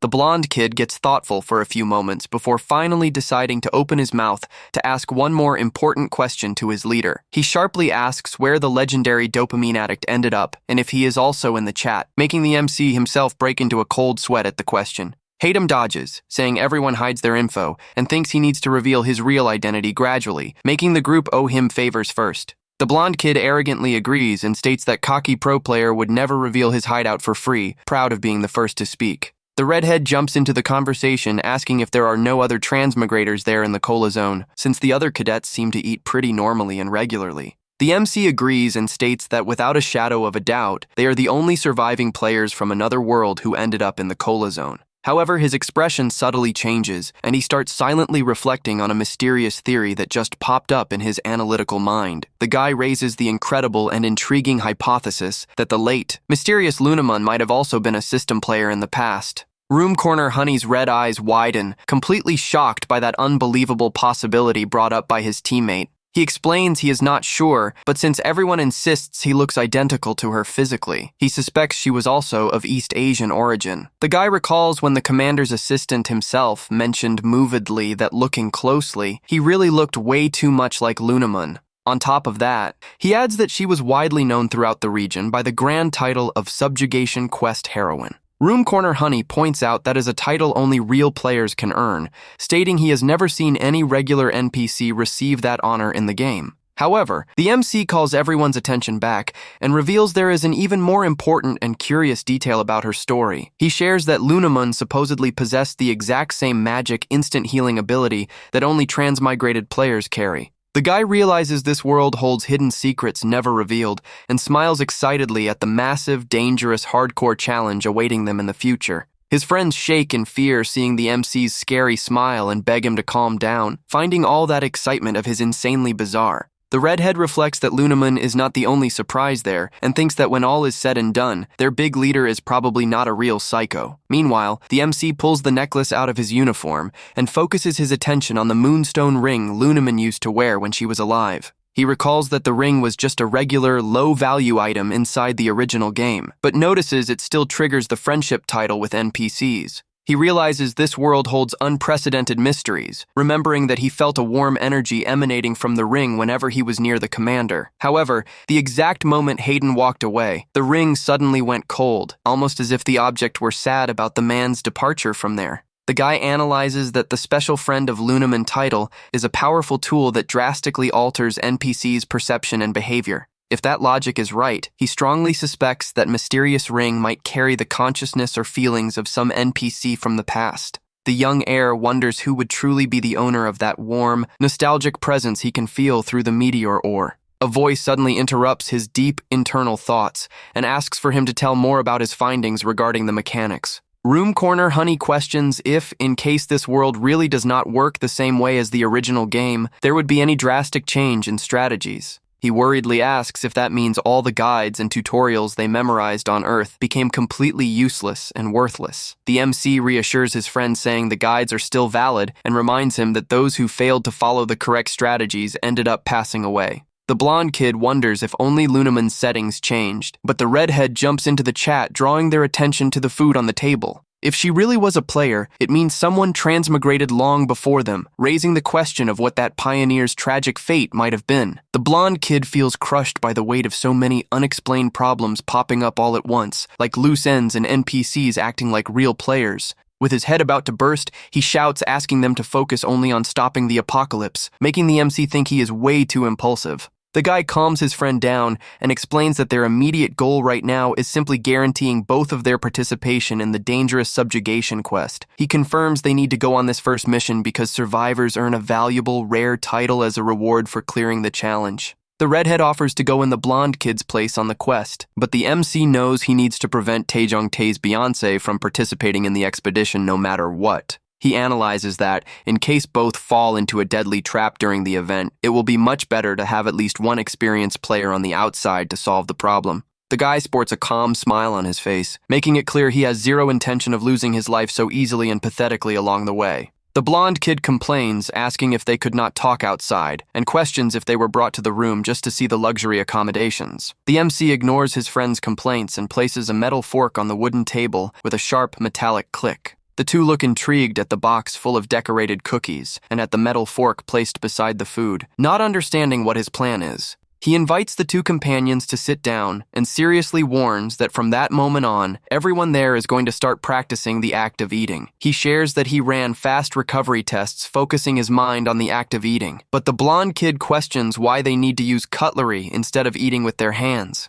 Suddenly, the blonde kid's red eyes widen as he feels a terrible cold shiver run down his spine upon understanding the leader's true, sinister intention. The MC naturally says they need real flesh wounds to test the speed of the healing and shows the recent cut on his own hand. He explains that thanks to system skills, they do not need to chew to absorb food, while his friends think terrified that he is a psycho. In front of them, the MC puts a cookie in his mouth and starts eating slowly, demonstrating in practice how to focus the mind on the eating process. At the exact same instant, a soft blue magic energy appears around his wound and drastically speeds up the skin's natural healing process. He argues that since there is still time before the military subjugation expedition, everyone should train the body's basic recovery skill to the max. With a scary look, the guy holds out the metal fork and bizarrely asks for his friend to stab him so they can start the game, leaving the blonde kid terrified. The blonde kid refuses and states he has already completely mastered the game's self-healing technique, making it clear he does not intend to participate in that bizarre training. However, he extends his hand toward the candy box to demonstrate that his technique works in a slightly different way from the heirs. The young guy holds the candy while a glowing aura appears, and explains he can absorb the food's nutrients without even needing to put it in his mouth. Taejong-tae's Beyonce gets amazed and excitedly asks how he figured that out, leaving the blonde kid a bit shy to give the honest answer. The guy mournfully reveals he always had fragile health on Earth and spent more days of his life receiving IV fluids in hospitals than eating real food. Because of that, he just tried visualizing the familiar physical sensation of hospital IV fluids entering his veins, and somehow the process worked. He celebrates, saying this method is way more efficient, since he can heal even a broken arm just by holding any kind of food in his hands. The MC evaluates his teammate's impressive revelation and politely admits that alternative self-healing skill is not bad at all. He practically suggests that in case everyone comes out injured from combat, the blonde kid will be able to heal himself first and then feed and heal the rest of the group next. The guy feels a terrible chill and worriedly mutters that he just had a really bad gut feeling about his role's tragic fate in the group.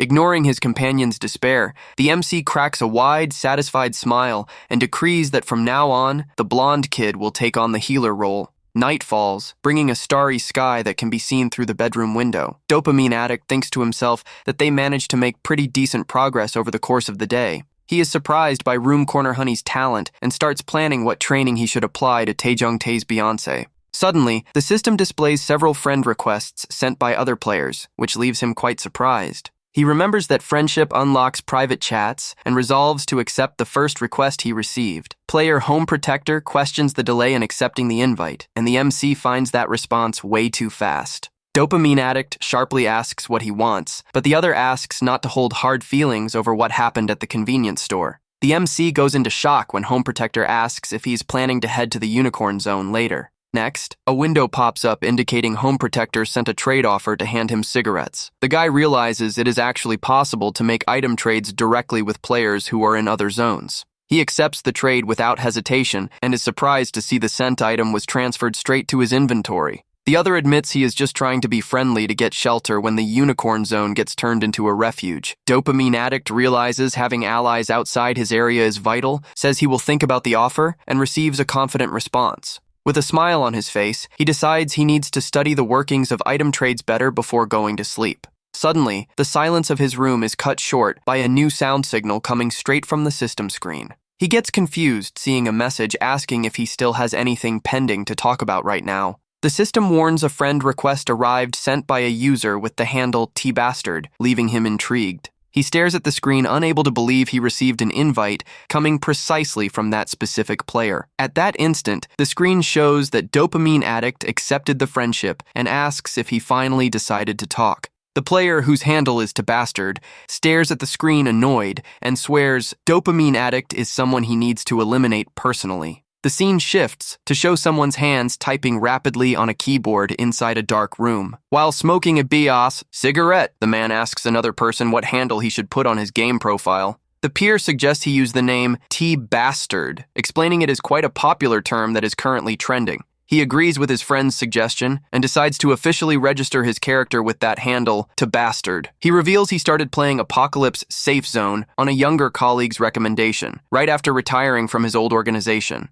Unlike his boring routine, the game felt way too real, but the sudden arrival of the second apocalypse turned survival into chaos. He admits he got furious at first due to constant defeats, feeling no path there would be easy, just like his own life. However, he resolved to keep pushing stubbornly and did not give up on facing the game's challenges. After much effort and persistence, he finally managed to overcome all dangers and clear the chicken zone. He celebrates clearing the candy, cola, cigarette, beer, and chicken areas, realizing the experience started getting fun. The real problem arose in the snow zone, where an AI that learns from players' tactics started operating. From there, almost all subsequent stages of the map came to be dominated by the same virtual opponent, the feared Dopamine Addict. That AI defeated the man ruthlessly multiple times, leaving him extremely frustrated over getting bested again. He discovered most winners were just following the guides created by Dopamine Addict and swore to find a way to surpass him. Right at the moment he was seeking revenge, a detailed guide for the knife zone written by his rival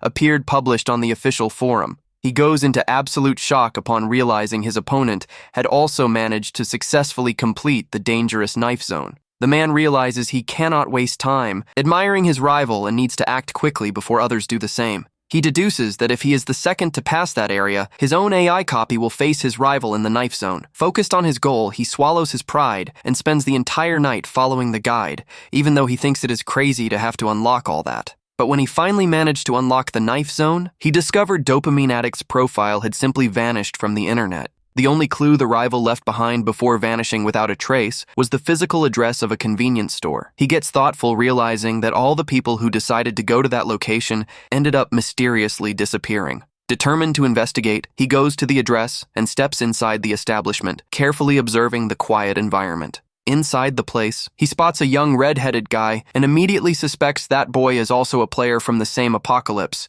He asks if the redhead is a former national athlete and, after confirmation, directly questions if he is also a system player. The guy admits his game handle is Taejongtae's Beyonce, and the man quickly realizes he is one of his rival's biggest followers. After the quick chat, he grabs a knife from the shelf and goes to the counter to pay, wanting to prepare for any unexpected events. The checkout employee finds the choice odd and advises the man to think carefully, leaving the customer confused by that unexpected reaction. He asks to scan the purchase quickly, but the clerk surprises him by saying he can take the knife for free for being the first to pick it. Aside from the employee's weird attitude, he notices nothing unusual and wonders where the missing people could have gone. As soon as the man steps away, the store clerk watches him with a dark look and thinks he is a complete idiot. However, in a sudden manner, the guy ends up stopping his steps before even managing to leave the establishment. He lets out a shout of surprise upon realizing a bright blue light rises around him and starts pulling him inside the game. That strange blue light at the convenience store entrance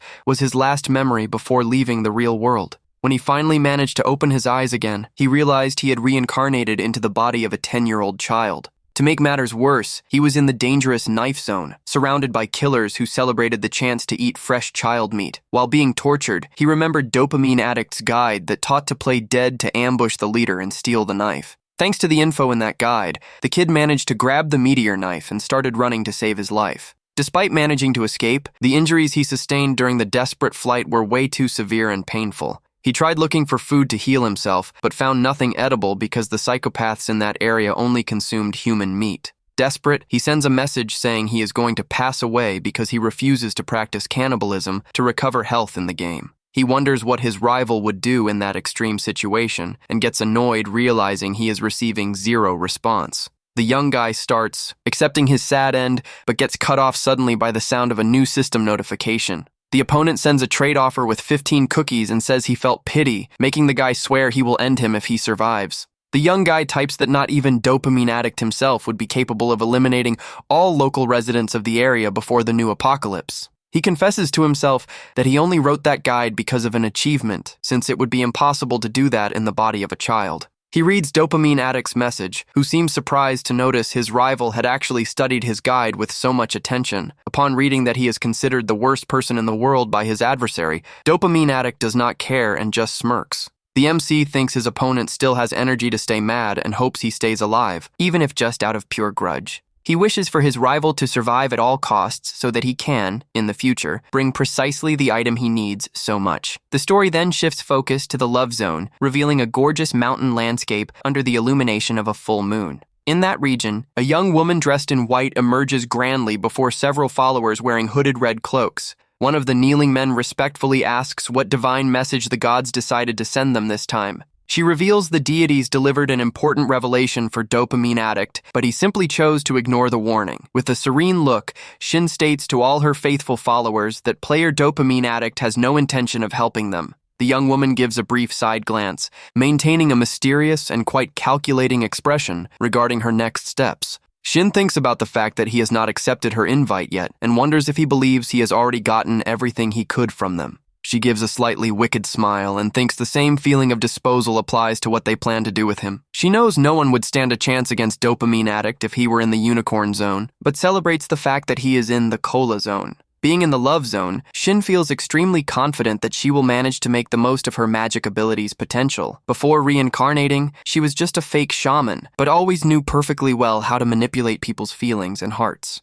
Since the key to this area is love, she used system data to fake divine revelations and win the blind devotion of her followers. She calls everyone fools and says that even without Dopamine Addict, they still have her to guide them through the god's alleged direct voice. Shin orders them to spread the rumor that a divine messenger will come in 10 years to severely punish whoever does not believe her words. She mentally highlights that players carrying meteor items will be running in even greater danger than the rest. Shin states that the gods only test their most beloved children and that everyone's judgment will change when the apocalypse finally begins. She smiles confidently, guaranteeing everyone will bow before her and that the game will be far from easy for the clever Dopamine Addict. Back in the Cola Zone, the MC prepares to start physical training and summons his red-headed companion to join him. Taejongtae's Beyonce demonstrates incredible speed as he starts running around the training yard with huge ease and stamina. Observing that excellent physical performance, the MC directly asks if the guy has ever worked as a pro athlete.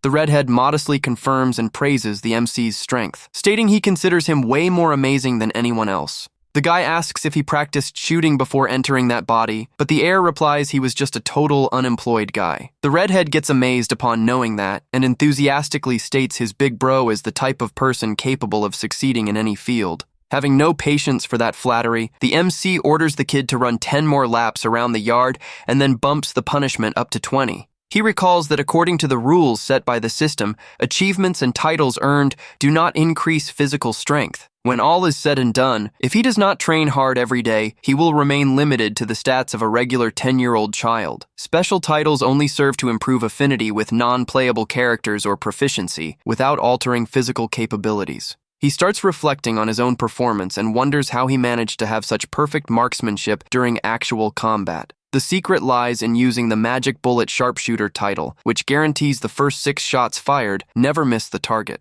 As long as that specific title is equipped in the system, any target can be hit with extreme precision when firing a weapon. However, coming face to face with his title's limitations, he knows that incredible 100% accuracy works only for his first 6 shots. There is a terrible curse tied to this special power, drastically and mysteriously affecting the trajectory of the 7th bullet fired. That 7th projectile will, without any exception whatsoever, directly hit the person considered the most important and precious to the shooter. As he begins to reflect deeply on the matter, the MC starts doing the math on how many shots he has already fired so far. He recalls using 3 shots on the target and 1 on the hippo boar, concluding he still has only 2 completely safe shots remaining. If he fires a 7th time, the bullet will hit Commander Hayden, so the guy resolves he must avoid using his weapon again at all costs. He blames Merceau for making him waste shots on the test and thinks that if the commander ends up shot in the future, the responsibility will be his. The redhead calls out to him and asks why he is so deep in thought, pulling the air out of his daydreams and leaving him a little startled. He tries to cover it up by saying he was paying attention, but it is extremely obvious that the guy is just making a silly excuse.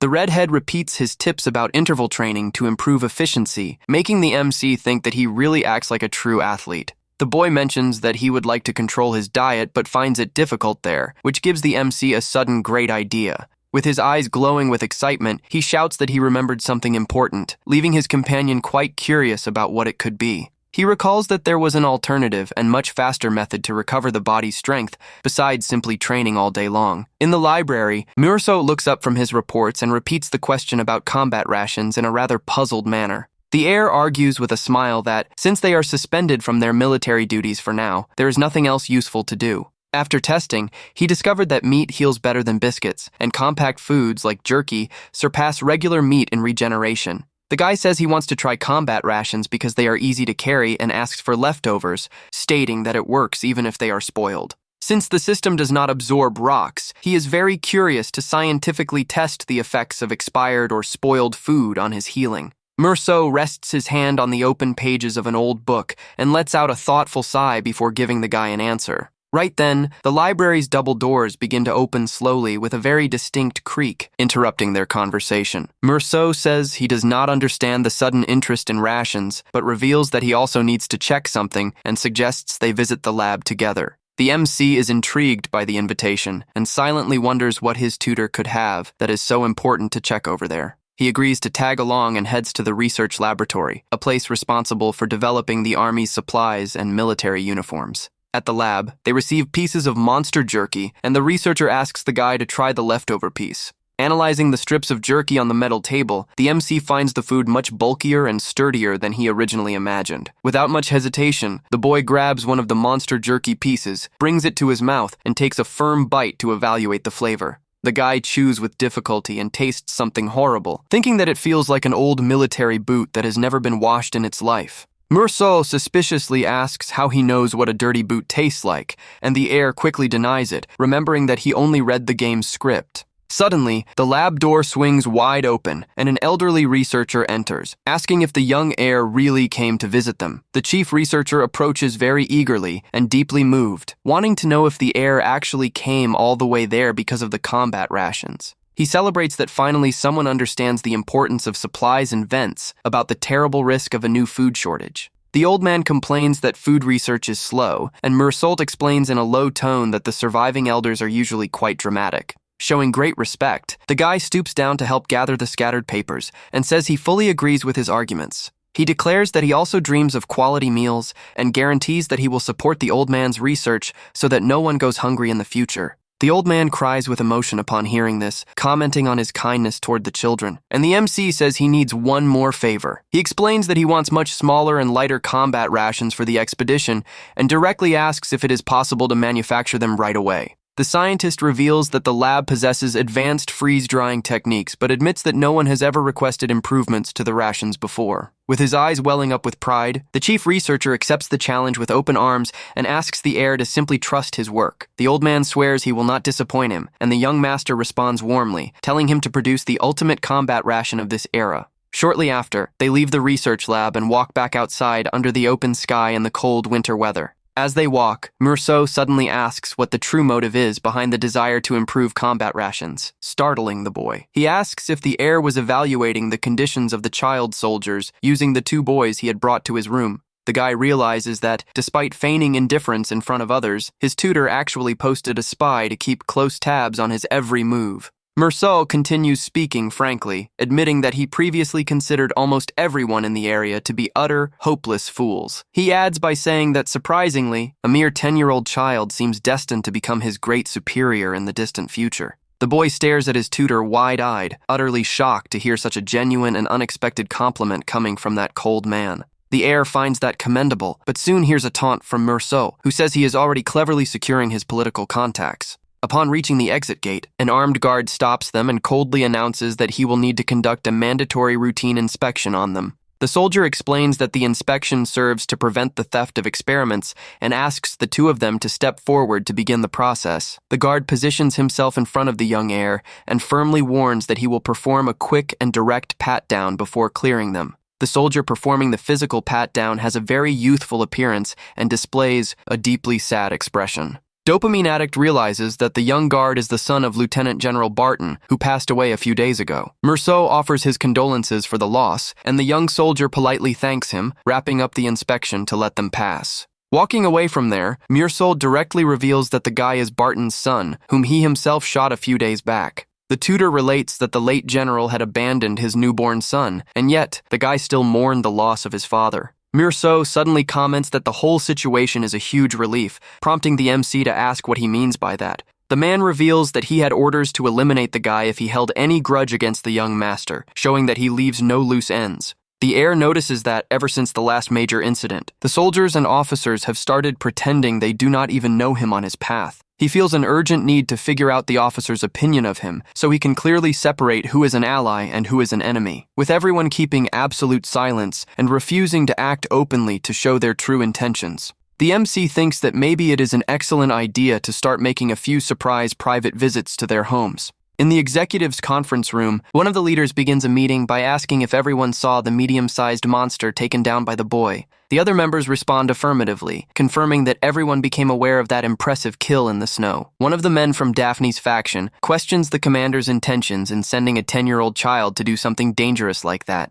Some debate whether that really was an order from the commander, but another disagrees and points out that there is something very strange and terrifying about the heir. He seriously highlights the fact that a man died right in front of the boy, and he did not even blink or show any sign of fear. Captain Anton, leader of the faction allied with the commander's wife, states that the real concern is the threat the boy poses to Daphne. One of them asks if Lady Daphne has spoken out about his actions, and the leader responds that she has remained completely silent. He deduces that the commander's wife is likely in her room, carefully planning what she will do to deal with the heir. He ponders that Daphne knows the boy is not ordinary, as he won over the enemy faction and even provided meals to the orphans to gain support. The captain wonders if the sole purpose of all these generous acts from the little heir is simply to win popular approval. He deeply suspects the situation and questions if there's a much bigger intention behind the young boy's moves. But the tense meeting discussion ends up being abruptly interrupted when the large doors of the room start opening by themselves. Representatives of the faction loyal to Hayden enter the room by surprise and mock the fact that the opposition gathered without notifying the rest of the group.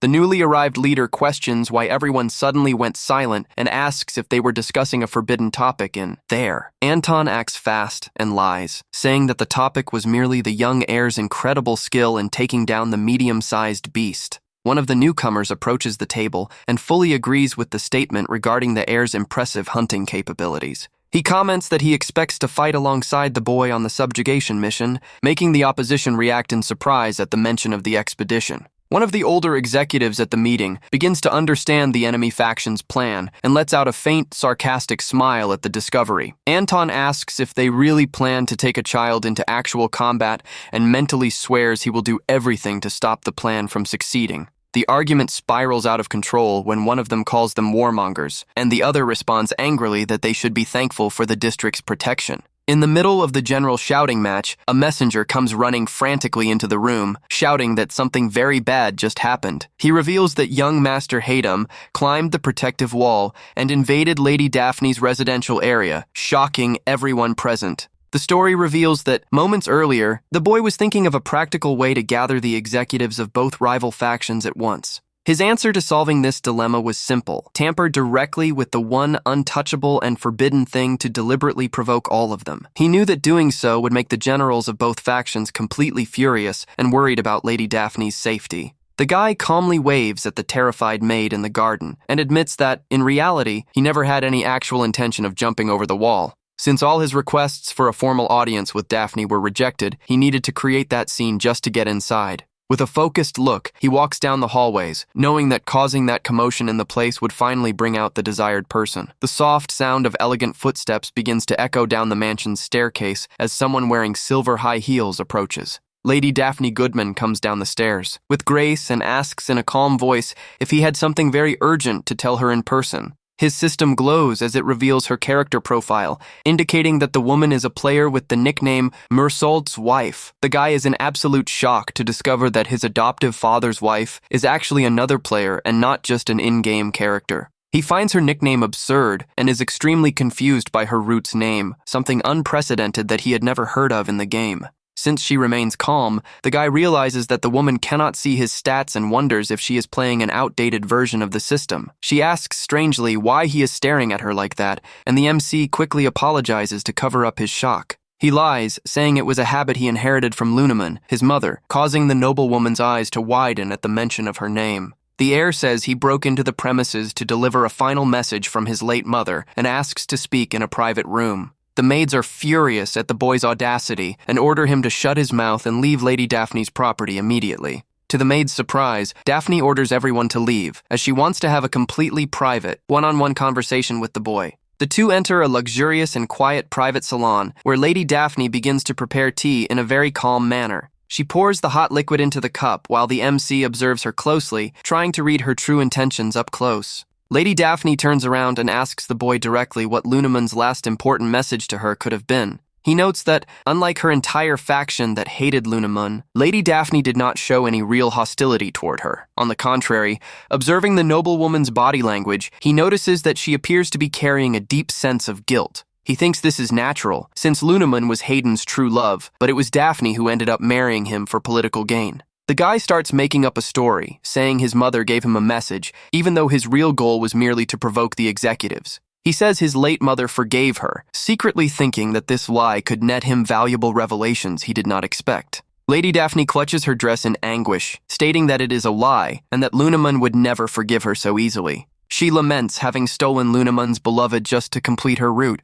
leaving the heir in shock at that gaming term. He deduces that the two knew each other, and that, if Daphne is from another version of the game, Lunaman was certainly a player from another system too. Determined to wring out more secrets, he continues the bluff, saying his mother told him to reveal a secret if the noblewoman doubted the forgiveness. With a firm, intent look, the MC drops his final bait, saying his mother guaranteed she would reveal the entire truth herself. Upon hearing that, the woman turns completely red with embarrassment at having her Mersault's wife nickname exposed so directly. Flustered by the childish nickname, she begs him to stop and promises to tell everything, making the heir laugh internally at her predicament. After taking a deep breath and regaining a bit of her composure, the noblewoman quietly confesses that she does not really know where she should begin. She reveals that she and Lunaman do not belong to that world, and that, on a regular day, both ended up reincarnating together inside a game. Daphne warns that she knows how absurd that revelation sounds, and the MC pretends to sip his tea while asserting that he believes her. The guy focuses on his own goals and thinks that the most crucial thing right now is finding out exactly which version of the game that woman came from.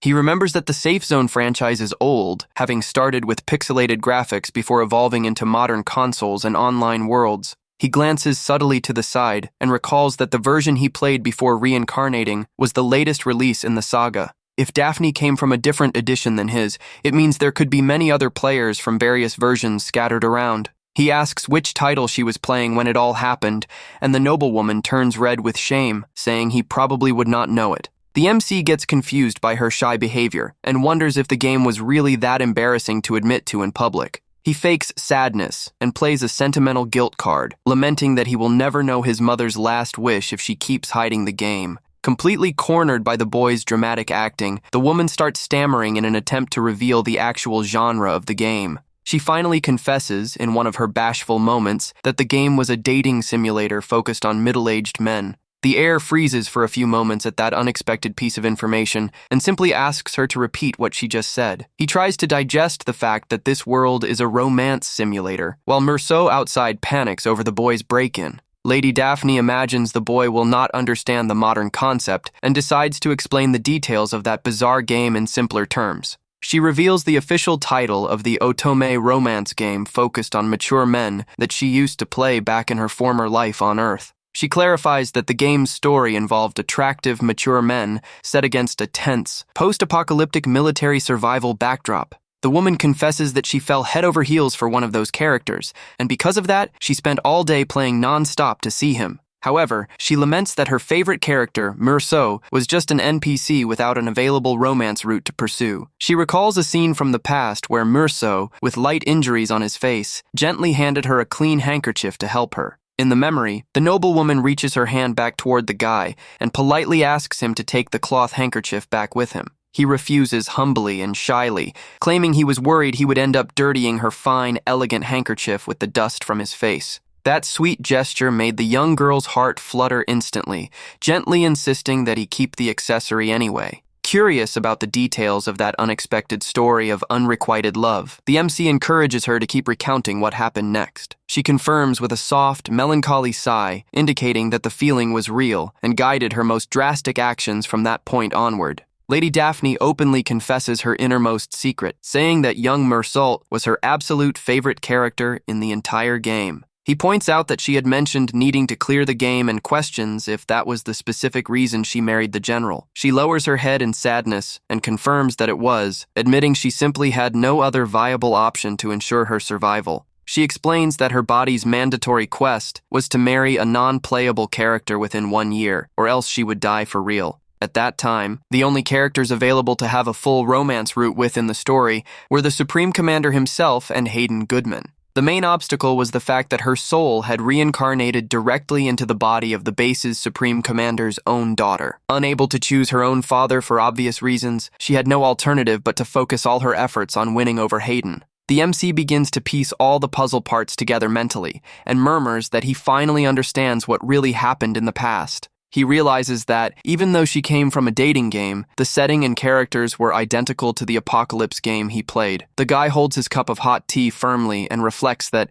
up until that moment, he believed he was completely alone and lost in the game. Haydam ponders if someone might have modeled this apocalyptic world based on another pre-existing game. He knows it is just a theory, but he is certain that whoever put them into other people's bodies is the true culprit. To Haydam, the creator of the game is a psychopath for creating marriage quests under penalty of death, dragging innocent people into it. The young man promises to get revenge if he ever finds that scoundrel in the future, but soon thanks Daphne for sharing her story. Daphne laments that, although she managed to survive until now, she still carries many regrets in her heart. She confesses that she only wanted to spend more time with Merceau, but her own greed ended up ruining all her relationships. The noblewoman reveals that she tried to reverse everything and begs for help to avoid the marriage with Hayden, even if it costs her life. However, she recounts that Lunamun simply vanished the next day without leaving a trace. With his disappearance, Daphne ended up abandoned and left completely alone in that massive mansion. Because of that, she explains that she could not easily believe it when she heard that Lunamun had forgiven her. Haydam thinks he understands her side, since he himself would not forgive someone so easily if he were in the same situation. While taking a sip of his tea, the guy realizes there is still something in this story that simply does not make sense. If Daphne had already said she would not marry Hayden, he wonders what the real motive was for Lunamun to flee the base. Suddenly, a new suspicion arises in Haydam's mind regarding that woman's true intentions. He reflects that Daphne managed to hold on to power in that military organization for 10 years, so she might be lying. Haydam concludes that whether she is telling the truth or manipulated the faction to push Lunamun away, it does not matter now. He looks back at Daphne and directly questions the reason for all that sudden confession. She answers that she took this step because she can feel the utter sincerity behind his Merceau's wife nickname. Haydam realizes that her love for Merceau remains steadfast, and as long as she has his loyalty, Daphne will not attack him. With that in mind, the MC makes a decision and formally addresses her as Lady Daphne to propose a deal. He surprises the woman by promising to help her get a divorce from his adoptive father, Commander Hayden. Daphne is completely in shock at the sudden proposal and asks why he is suggesting a divorce out of nowhere. Hayden smiles confidently and warns that he will only do it if she agrees to help him in exchange for his favor. The woman focuses her expressive gaze on him, seriously processing the terms of that proposal for mutual cooperation. With her hands on her chest, she asks with great anticipation what he would like her to do to seal the deal. Shortly after, the guy says his goodbyes and starts walking calmly back down the long hallways of the grand mansion. He reflects that with Daphne as an ally, the divorce will be easy, as he still has one of the 3 major rewards saved up. Hayden smiles thinking about the uproar the pro-Daphne faction must be facing right now because of his recent actions. He remembers Commander Hayden's promise to reveal everything at the right time, suspecting he knows Lunaman's true identity. The guy decides he needs to be extremely cautious to act like Lunaman's real child, and not like a regular player. He knows he must maintain this perfect disguise until he manages to bring that entire zone under his absolute control. Suddenly, the silence of the hallway is broken when Tutor Murso appears, shouting his name in desperation.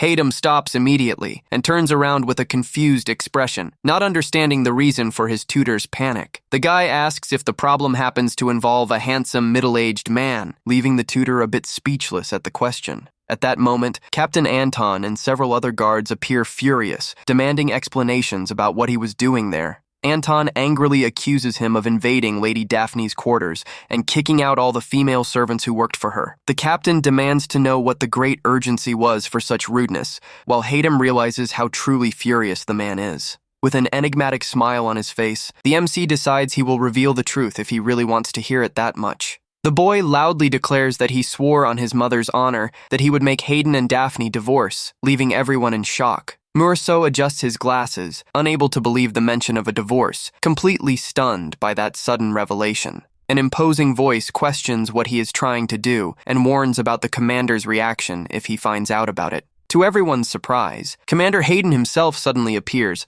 asking if there is a secret he should not know about. Hayden glares at the boy with an extremely stern and intimidating look, demanding a clear explanation of what is going on. Without showing any fear, the MC calmly responds that he merely had a quiet conversation with Lady Daphne. He explains that he did nothing wrong and reassures that Lady Daphne herself has already forgiven him for such an unexpected visit. The commander retorts, saying the boy acts as if everything is settled just because he secured Daphne's forgiveness. The leader extends his hand and authoritatively states that Hayden is wrong, because absolutely everything in this zone requires his permission. He clenches his fist tightly and emphasizes that any action taken without his prior consent will become a serious problem. Hearing his commander's harsh declaration, Murso stays quiet and starts breaking into a cold sweat, fearing the consequences. Faced with that rigid and intimidating stance, Hayden looks the military leader in the eyes while processing the real meaning of his words. Hayden accepts the advice and ironically asks if he can cause trouble as long as he asks for permission first, requesting to return to his room. Before leaving, the guy calls the commander father in a way that seems intended to soften the tense atmosphere of the environment. With a restrained sigh, Hayden grants permission and says he is already cleared to return to his quarters. As the sun begins to set on the horizon, preparations for the upcoming missions continue at full speed throughout the military base. Murso walks beside him and vents about the massive fright he had, saying the boy was very lucky not to be punished. The guy does not seem too concerned and suddenly decides to bring up what he discussed with Lady Daphne. He reveals very directly and casually that she confessed a desire to divorce Commander Hayden. The tutor is in complete shock at the news, and Hayden adds that he promised to help with that divorce out of self-interest. The MC continues his walk and warns that he still has one more very important detail about this matter. With a mischievous smile, he relates that Daphne is actively looking for a new partner to marry again. Murso begins to boil inside, wondering if the woman had sought him out specifically to vent and ask for help with that. The MC knows that both secretly love each other, but are incapable of noticing the feelings the other holds inside.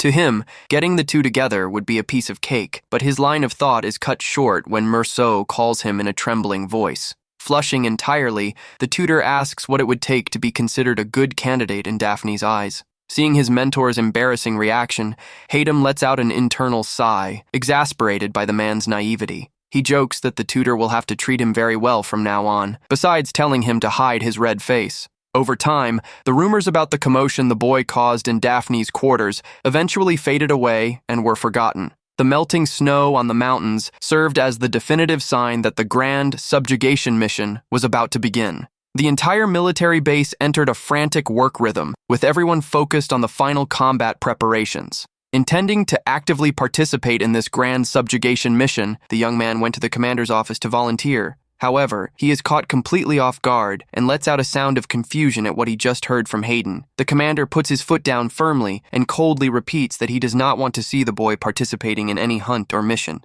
He stares at the older man, unable to believe the unexpected direction his perfect training plans ended up taking. Hayden's original plan was to take his friend Taejung to train in an actual hunt nearby before the big day of combat. The leader warns that the outer area is infested with hungry monsters, making any trip outside extremely dangerous at the moment. Facing the prohibition, the young man asks how he is supposed to prepare for upcoming fights if he cannot even train outside. Hayden warns that his enrollment at the academy is near, and that he will only be allowed into the field after formally graduating years from now. He falls into internal despair upon remembering that cursed military academy requires no less than 6 long years for graduation. Dissatisfied, Hayden complains about him making that decision without even consulting him, but Hayden quickly shifts the focus of the conversation. The commander mentions that Daphne brought up the conversation they had about Lunaman, and the guy confirms without hesitation, asking if there is any issue with that. He surprises the guy by asking if, given that, he also ended up discovering that Lunaman was actually a system player.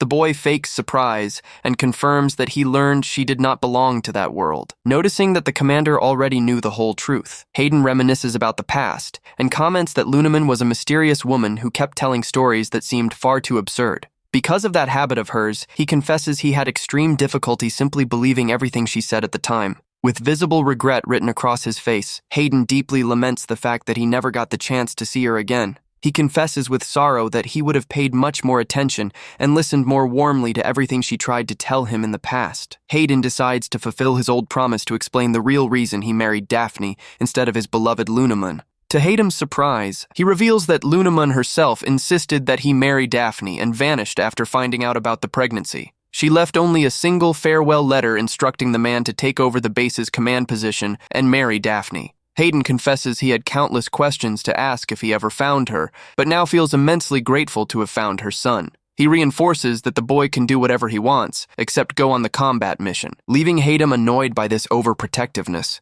Even frustrated, he is relieved to confirm that Daphne was not to blame for his mother's disappearance, though he still does not understand her plan. Hayden's great urgency is that the second apocalypse will begin in 10 years, making it unthinkable to waste 6 years studying. He considers warning the commander about the coming catastrophe, but knows he would end up being treated as a total lunatic. If he confessed he is just a player and not his biological son, Hayden might order Merso to kill him without a second thought. The young man tries to devise a brilliant strategy to tell about the future threat without needing to reveal the truth about his player soul. Hayden warns that the conversation is over and tells the boy to leave the office, but suddenly a brilliant idea strikes his mind. Hayden stops the commander by bringing up their mutual promise to reveal all their deepest secrets to one another. He provokes the older man, asking if he isn't curious to know why he wasn't shocked by Lunaman's secret. With a firm, intent look, the MC drops his lie and boldly declares that he is actually a time regressor. Hayden grows thoughtful while trying to process that the woman he loved was a player and that his own son claims to be a regressor.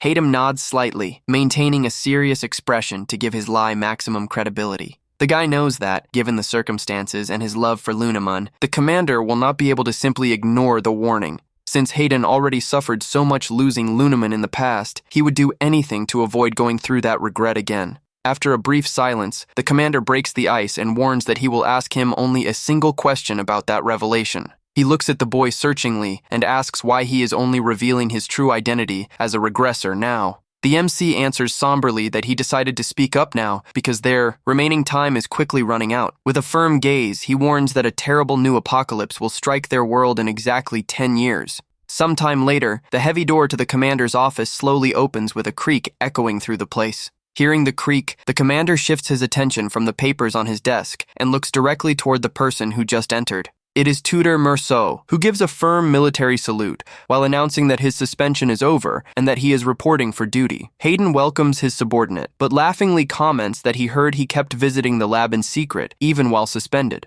Merceau clears his throat and says that, jokes aside, he has an extremely important and urgent favor to ask of the leader. He adjusts his glasses and asks with concern if it is true that young Master Hayden will participate in the Academy's rigorous training. The commander confirms and says he is meeting with the director today to set the date, making the tutor ask if he doesn't fear for his safety. Murso argues that although the young master has brilliant talent for his age, deep down he is still just an innocent child. He warns that the opponents will be well-trained, experienced cadets, and that Haydam's slightest slip could result in severe injuries. The tutor also asks how the military elite reacted to the news, admitting next that the other executives were not happy about it at all. Hayden lets out a long sigh, leans back in his chair, and reminds his subordinate that the two have known each other and worked together for many years. The veteran explains that after facing countless dangers on the battlefields, he learned to trust in only one big thing: intuition. He recalls that Murso also witnessed firsthand how many lives this mysterious intuition is capable of saving or ending in combat.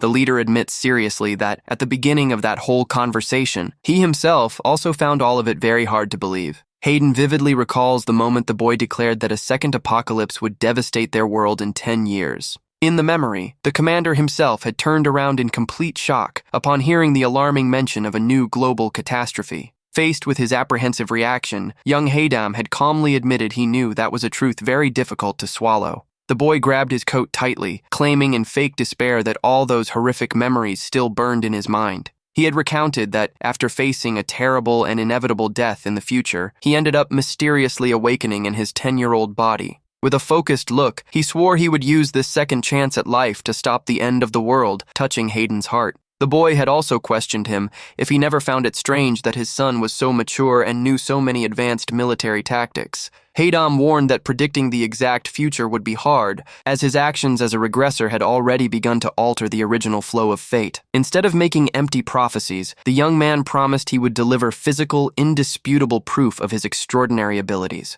To prove his word once and for all, he requested permission to face the hardest test of the military academy's secret training simulation. The audacity of that bold request had left the commander completely shocked and speechless at the courage displayed by the boy. The stage for that test would be the prestigious Kola Zone Military Academy, an institution renowned for its harsh combat training. To the general public, the Academy's official curriculum focused strictly on tactical training and practical combat of soldiers against wild monsters. However, there was a top-secret, classified military training program that was conducted strictly away from the public eye. It was the brutal anti-personnel combat simulation, which was nothing less than tactical training focused entirely on warfare against humans. By placing elite cadets to fight one another, the test had absurd difficulty and demanded the absolute maximum of their physical preparation. Since the ultimate goal was to prepare troops for a possible war between zones, everything was treated as a national security operation. The leader asks, intrigued, how the boy knew about that classified project, since only he and the top military brass had access to the information.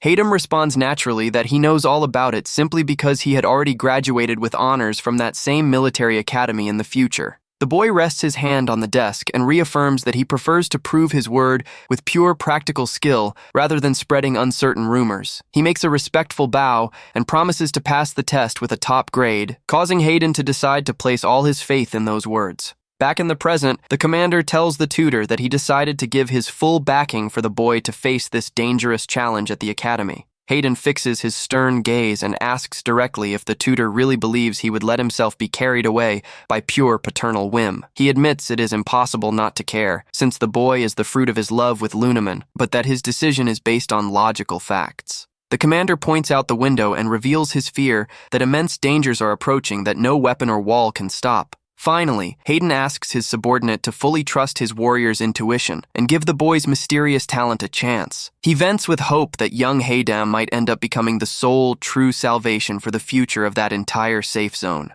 Meanwhile, in the luxurious office of the military academy, the institution's director prepares to receive the new training guidelines. The academy director stares at the boy in surprise and annoyance, unable to believe the nerve of that bold proposal. While Haydam lets out an internal sigh, the director asks crossly what exactly he just said about challenging the test. That is when Plato, the Academy's legendary stubborn head, steps in, stating firmly that non-cadets are forbidden from participating. Plato is Captain Anton's son and a brilliant elite cadet, considered the absolute #1 in his graduating class. Despite his father leading the pro-Daphne faction, Plato never used his name to gain favors and always got along well with all sides. The elite cadet asks the director to reconsider the request, as he sees a serious security issue in that entire situation. Plato resolutely states that rules are rules, and an unenrolled child should never participate in actual combat training. The director grows furious at his stubbornness and fires back, saying Commander Hayden himself approved it and that they should make an exception. Unintimidated by his superior's anger, the young cadet calls him out seriously to remind him of his ethical leadership duties. He reprimands the director for making such a dishonorable and humiliating proposal to break the rules right in front of the base's young heir. Hayden himself steps in and says he completely agrees with Plato, making it clear he wants no privileges or broken rules for his tests. He thanks the director for his goodwill, but firmly reinforces that it will not be necessary to break any of the institution's rules for him. The MC reveals that his actual goal from the start was to closely test the combat skills of the best cadets in that class. Plato observes him carefully and thinks that the stories about the commander's son's peculiar personality really are true. The veteran warns that the test resembles real, dangerous combat, but the boy responds coldly that he simply does not care. Plato thinks that even if the boy lacks technique, his strong drive to learn, observe, and evolve on the field is something very admirable. The cadet then asks to be placed on Hayden's team, arguing that he can protect the boy and balance the group's strength. The director thinks it is a great idea, as that way, the heir will get his practical experience with the risk of injury reduced to almost zero. To the general surprise and indignation of both men, Hayden rejects the proposal immediately and says he does not need that kind of help. Plato tries to console him, saying teamwork is essential and there is no shame in receiving support, but Hayden quickly cuts him off. The MC explains laughingly that if they are on the same team, he could never prove he is much better than Plato himself. He steps closer and teasingly confesses that his real goal there is to prove he is infinitely superior to all the cadets in that class. The boy finishes his provocation by declaring loud and clear that enrolling in that school would just be a massive waste of time. Sometime later, the cadets are already positioned in the freezing, snow-covered forest to begin the practical test. The rules are explained, and the teams know that, to win, they must eliminate their rivals or capture the main flagpole of the opposing base. Special sensors on the combat vests will register incoming shots, instantly eliminating any soldier hit fatally. Shortly before the activities begin, Plato raises his arm to get the attention of the instructor in charge of the test's safety. The guy argues that the testing ground is already well known to them and suggests changing the location to give rookie Hayden a fair shot. However, Hayden himself suddenly appears nearby and reassures them that the current field is excellent and there is no need to change anything. With a confident, smirking smile, the boy says he will win regardless and that they can fight on whichever terrain is most convenient for them. His arrogance leaves the group of elite cadets with expressions of deep hatred, boiling with rage at being so underestimated. The elite soldiers begin whispering furiously among themselves about the unbelievable nerve of that brat in challenging all of them. They complain indignantly while grabbing their weapons, claiming the boy acts like he owns the base just because he is the leader's adopted son. One of them accuses the boy of refusing the change just to have an excuse ready when he loses, but Plato steps in to calm things down. Putting on his combat mask, the team leader gives his peers a lecture on ethics, ordering them not to talk bad behind anyone's back.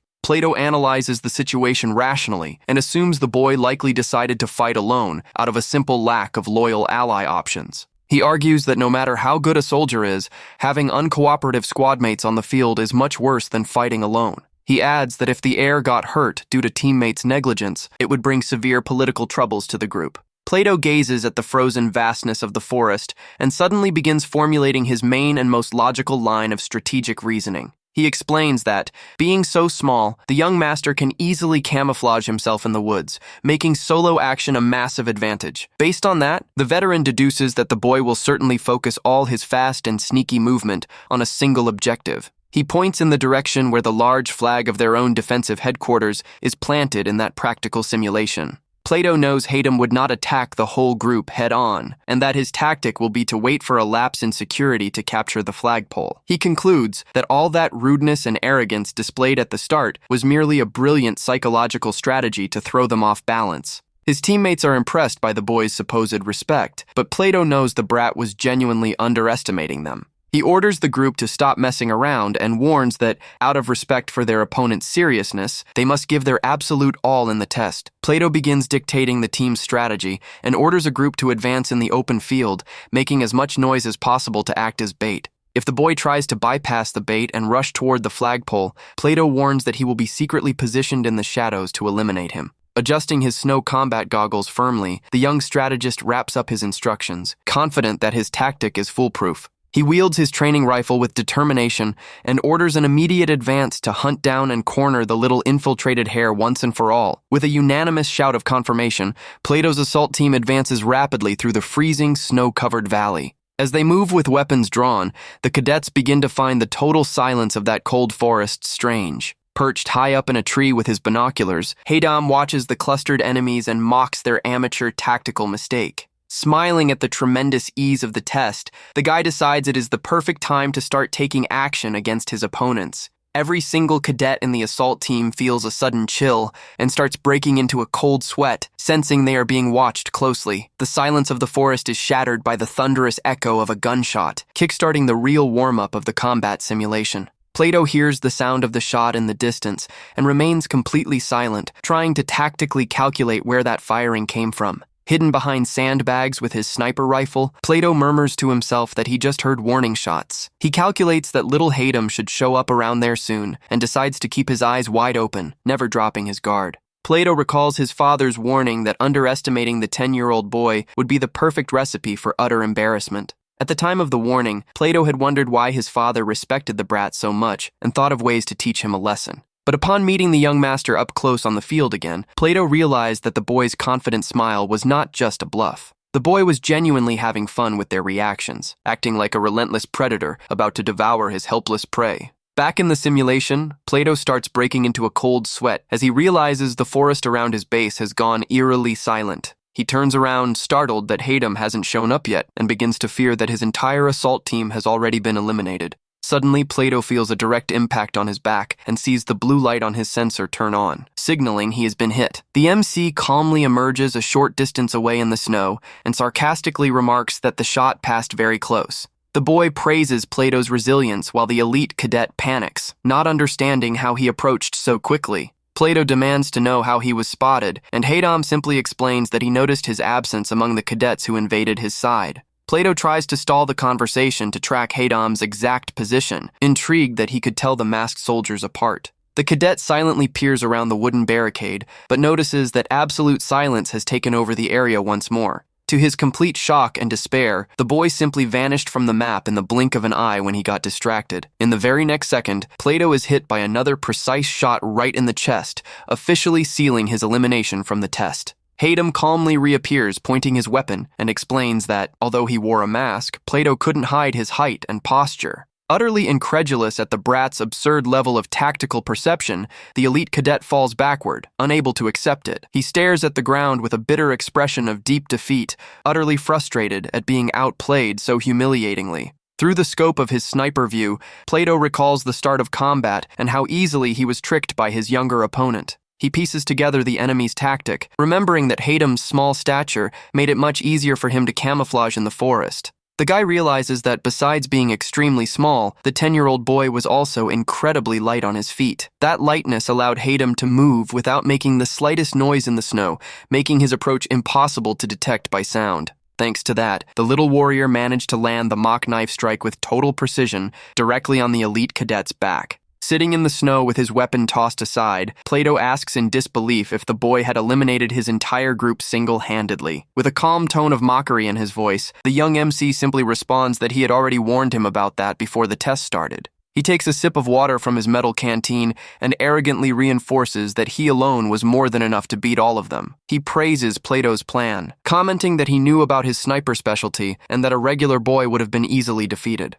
The MC confesses that one of the reasons he accepted the test was precisely his desire to evaluate Plato's famous tactical skills. The two sit side by side on the sandbags, and the boy begins praising the cadet's quick decision-making and excellent leadership. Plato turns around surprised and confused when the small 10-year-old boy declares with a leader's authority that he passed the test. With a confident smile, the MC boldly offers Plato a position as his personal aide as soon as he graduates from the academy. In the command office, Murso reports to the general that he gathered the defeated cadets to collect the official debriefs on the combat. He hands over the sheets of paper and explains that the document contains a detailed summary with genuine statements from each elite soldier. Commander Hayden holds the papers and gazes at the report seriously, eager to discover what his best cadets think of his son. In the first reported case, one of the cadets complains indignantly and asserts he has never seen a 10-year-old child act so cowardly in combat. The report describes how little Hayden silently slunk through the shadows to surprise the last two rearguard soldiers.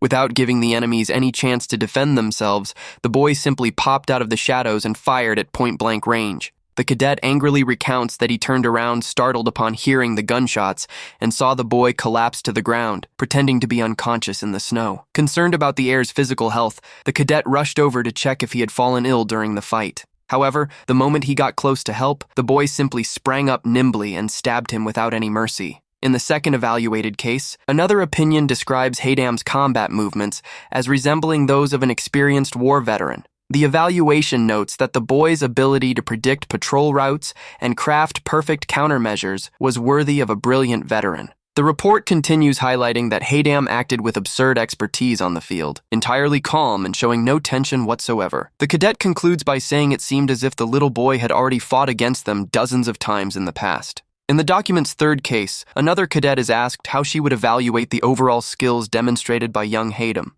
With a serious and resolute expression, she shockingly declares out loud that Haydam fights like an absolute god. Murso tries to tone down these exaggerated statements by telling the commander that the cadets were simply amazed by the boy's talent. Commander Hayden calls him in a firm and serious tone, making the tutor respond promptly to his summons. The leader surprises the tutor by coldly decreeing that Haydam will be put in charge of commanding the entire upcoming subjugation mission. A deafening cry of shock and disbelief echoes through the premises of the luxurious military academy building after that order. Haydam provokes Murso by asking if he is afraid of getting his name dragged through the mud, now that the boy received official permission to lead the mission. To prevent internal revolts among the high command, Murso is listed on paper as the group's official leader, but actual command belongs to Haydam. Murso grows irritated and retorts, saying the boy knows that simulated training and real life or death combat are entirely different worlds. He honestly admits that, just as the report pointed out, Haydam's tactical and fighting skills are indeed frighteningly good. The tutor points at the wall and highlights that even the attack route drawn by the boy reveals an exaggerated and suspicious knowledge of the area. Murso glares at him suspiciously and murmurs that it seems as though the boy has physically explored that dangerous forest before. Haydam brushes it off by asking if knowing how to read maps is really that surprising, internally annoyed by the tutor's insistence on prying into his life. To divert the tutor's attention away from his suspicions, the boy slams his hand firmly on the map to shift the topic's focus. He resolutely states that their true focus from now on should be fixing the tremendous tactical inefficiency of their combat method. The young master explains the traditional method where warriors first paralyze the beasts before locating and destroying their vital core. He looks directly at the tutor and provocatively asks if that traditional hunting method doesn't seem dumb and inefficient. A blue energy crystal is shown being violently shattered in half by a direct and devastating attack. The MC coldly suggests that if they target the core directly from the very first second, they can skip the entire dangerous fight. Murso argues that the core shifts position in every beast, and that, while easy to find in small monsters, the task is completely different in large beasts. He explains that, in the case of gigantic species, pinpointing the exact location of the weak spot amidst their massive bodies is nearly impossible. He concludes that since they will face immense beasts, his plan is impossible, thinking with amusement about how seriously the boy is taking it. However, a mocking smile full of secrets appears on the boy's face, revealing he knows something the tutor is unaware of. He recalls that, in his past life as a veteran player, he eliminated thousands of monsters and learned that the core is always located at the safest spot. He knows by heart that horned beasts keep their crystal in their forehead, and that his experience as a veteran player taught him to read tracks in the snow. Thanks to all that vast gaming knowledge, the MC can guess the location of any beast's vital core with just a glance. Murso lets out a sound of utter confusion, while the boy calmly continues dictating the bold terms of his new hunting strategy. He says goodbye, stating with a confident smile that the group's new subjugation mission will be conducted with unprecedented efficiency. Later that night, the guy lies comfortably in his bed and decides to take a look at the holographic screen of his device. He thinks that, although his tutor seemed very suspicious of his methods, at least the conversation about war tactics was over. The guy taps the glowing screen and decides to focus his thoughts on something he considers much more urgent and mysterious at that moment. The chat screen displays a confused question from a user asking if there happened to be 2 players using the name Dopamine Addict. Seeing the flood of notifications from T-Bastard and other contacts in his inbox, Hayden wonders if some serious confusion occurred. He starts reading the message history to make sense of the situation and finds a warning from Druggy saying he received a very bizarre message. Druggy recounts that the mysterious message was sent by a profile posing as Dopamine Addict, leaving the guy quite intrigued. The MC recalls that, in the past, another fake player had already tried to use his famous handle in the game for personal gain. Lying in the dark of his room, the boy wonders intriguingly if a new imposter popped up on the server to impersonate him once again. He keeps scrolling through the screen and notices that Shin, Dentist, and almost all other group members claim to have received the same strange message. While one of the members complains angrily about being the only one left out, Shin comments that the situation is suspicious, and Hayden tries to find out the contents. Shin reveals that the mysterious text said system interaction would now be possible with all map zones, except Zone Unicorn. The guy jumps out of bed, startled upon reading that the message was sent using his exact official handle, Dopamine Addict. Home Protector tries to reassure the group, claiming the sender is an imposter since the private chat feature with the real one was blocked. The boy reflects on Shin's warning that contact between zones should be impossible due to the game's massive protective barrier. Hayden looks thoughtfully out the window and decides he will use the next subjugation mission to personally investigate the boundary of that safe zone. Setting those mysteries aside for a moment, the MC focuses his thoughts on another matter of extreme gravity. He wonders what the real motive could be for the mysterious player hidden in the feared Zone Unicorn to be setting up that entire farce. Druggy steps into the debate about the sender's identity and asks everyone to carefully check the chat room's participant list. Intrigued by the alert, the MC stares at the glowing screen and swipes his finger to immediately open the list of online members. Opening the list, the MC sees a total of 8 people in order of entry. At first glance, everything looks fine and there seems to be no issue there.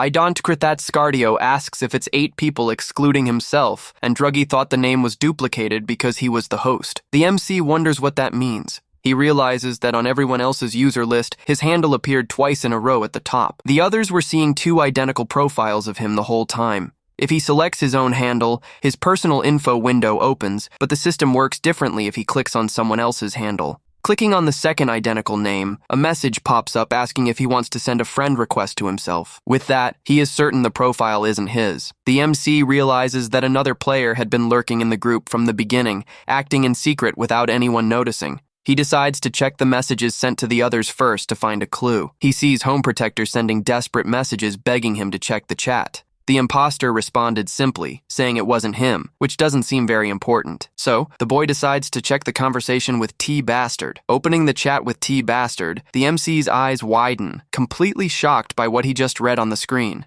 T-Bastard asks if it really wasn't him, as the imposter knew all about their private chats and now demands to know who the real dopamine addict is. The MC thinks to himself that he is the one who would like to ask that exact same question amidst all this mess. With an intrigued smile on his face, he wonders who on earth that person behind the fake profile could be. In the dangerous knife zone, young T-Bastard stares angrily at his device's screen, wondering why the MC hasn't responded yet. The MC finally replies to his rival, sending a message asking if he and the imposter were already friends in the game prior to this. He further provokes his rival, asking if he accepted 2 identical friend requests by accident just because he's an idiot. T-Bastard flies into a rage and threatens to kill him as soon as he manages to get out of there, but the MC just enjoys seeing how easy it is to annoy him. The boy is intrigued, wondering how the imposter found out about his private chats with his rival, questioning if the system was hacked. Suddenly, he notices a slip from T-Bastard. The rival clarifies that he only gave short answers to the faker, making the boy wonder if he read his mind. The MC asks if he didn't notice anything weird when talking to the imposter, and his rival responds that the real dopamine addict is already weird anyway. Next, T-Bastard states he is dead certain of one thing: that individual is definitely located in Zone Unicorn.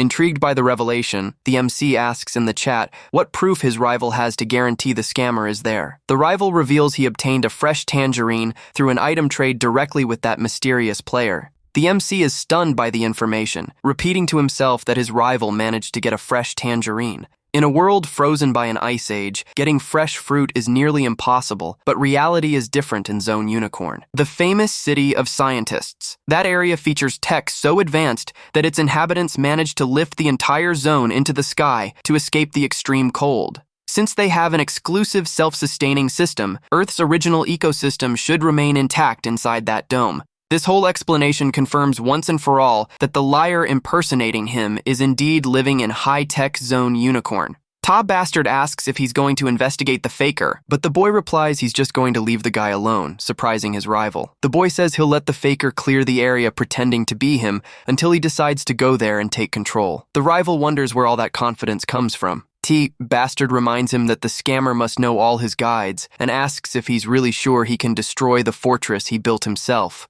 The MC just gives a small, silent smile, which leaves his rival even more confused by that calm reaction. He asks if his rival wasn't precisely the type of player who read all his guides just to find a way to counter them in the game. With a confident look, he questions why his rival is acting as if there's zero chance of victory against the imposter. The rival asks if he knows his playstyle, and the MC says yes, since he always popped up in the system trying to sabotage him. The rival finds the comment funny, while the MC stares at the display confused, wondering what got into the guy to laugh out of nowhere like that. He calculates his odds against the imposter to be 60%. Even with the advantages he holds from the cleared zones, he knows he lacks total control. This is due to the tech gap between areas that his skills alone cannot bridge, though that doesn't mean he can't find a way. The MC asks his rival to give him a heads up if the imposter sends messages, and finds it odd when he accepts the orders so obediently. Right after he gets a jump scare when a new system notification starts flashing right beside him on the bed, he wonders why Home Protector is sending so many messages, questioning how he stays so calm knowing the imposter is running free in his old base. The ally reminds the MC that he had promised to take him to Zone Unicorn in the future, leaving the young man confused by the demand. Home Protector admits he just wants a ride and offers an item in exchange. The boy replies he'll think about it, but the ally is already celebrating in thanks. He tells his ally to check if the protective barriers are gone, warning that the easiest areas will be invaded first if that's true. The boy reflects that the area closest to Zone Cigar, where his ally is right now, is precisely that specific zone he fears so much. He confesses to himself that he has a very bad gut feeling about the dangerous player who was freed in that region. He waits for a while, but realizes he still hasn't received any reply to his messages on the screen. Finally, the MC lies down to sleep, thinking that no matter who decides to come attack him, he has zero intention of losing to anyone. The next day, the scene cuts to the outside of an old snow-covered village, surrounded by massive frozen mountains in the background. A military boot steps firmly onto the fresh layer of snow accumulated on the ground of that freezing region. One of the allies shouts, complaining about the army's brutality, leaving the MC embarrassed and thinking the racket will scare away the monsters. Today is the day they go outside the safe zone to show Merceau how to find a monster core. Plus, they intend to test the new combat ration prototypes. Haydam asks why Mersault is smiling like a proud father. Mersault says he's happy to see a youngster acting like a child, but Haydam reminds him that Ally is already 20. The red-headed ally, Taejung Tae's Beyonce, observes his companions with a rather apprehensive and worried expression. The red-headed ally asks if it's safe for just the two of them to leave the zone. Merceau reassures him, guaranteeing they won't go far and that he won't let anything dangerous happen. Mersault recalls that a giant monster, the fur crocodile, was spotted that morning. Since the creature was injured, the group needs to find it quickly in the snow. He says he would normally leave the search to the guards, but if what Haydam said is true, the boy will manage to find the core without causing major damage to the creature. With absolute certainty, the MC gives a thumbs up and guarantees he can pull off this task with no problem. Room Corner Honey analyzes the combat ration prototype in the palm of his hand. He's quite curious about that small object that looks a lot like star candy. The boy brags, saying the candy has plenty of protein, but Haydam changes the subject. He asks if the ally has been practicing his healing skills in the army. The ally reveals he can probably heal people if he is touching them directly. This revelation leaves the MC quite surprised by the potential of his power. The MC flashes a satisfied, cocky smile, making his ally question why he's suddenly acting so full of himself. Haydam asserts he was just proud of him, but the blonde complains, asking him not to make him laugh. He accuses the boy of thinking he finally became useful somehow. Suddenly, the MC raises his hand to signal everyone to stop walking right then. The blonde ally gets startled by the sudden gesture and goes quiet. He spots the gigantic fur crocodile lying in the snow and alerts that he just found the target they were looking for. He notices the creature has a large open wound on its right side. This makes the red-headed ally even more tense about being so close to combat with the monster.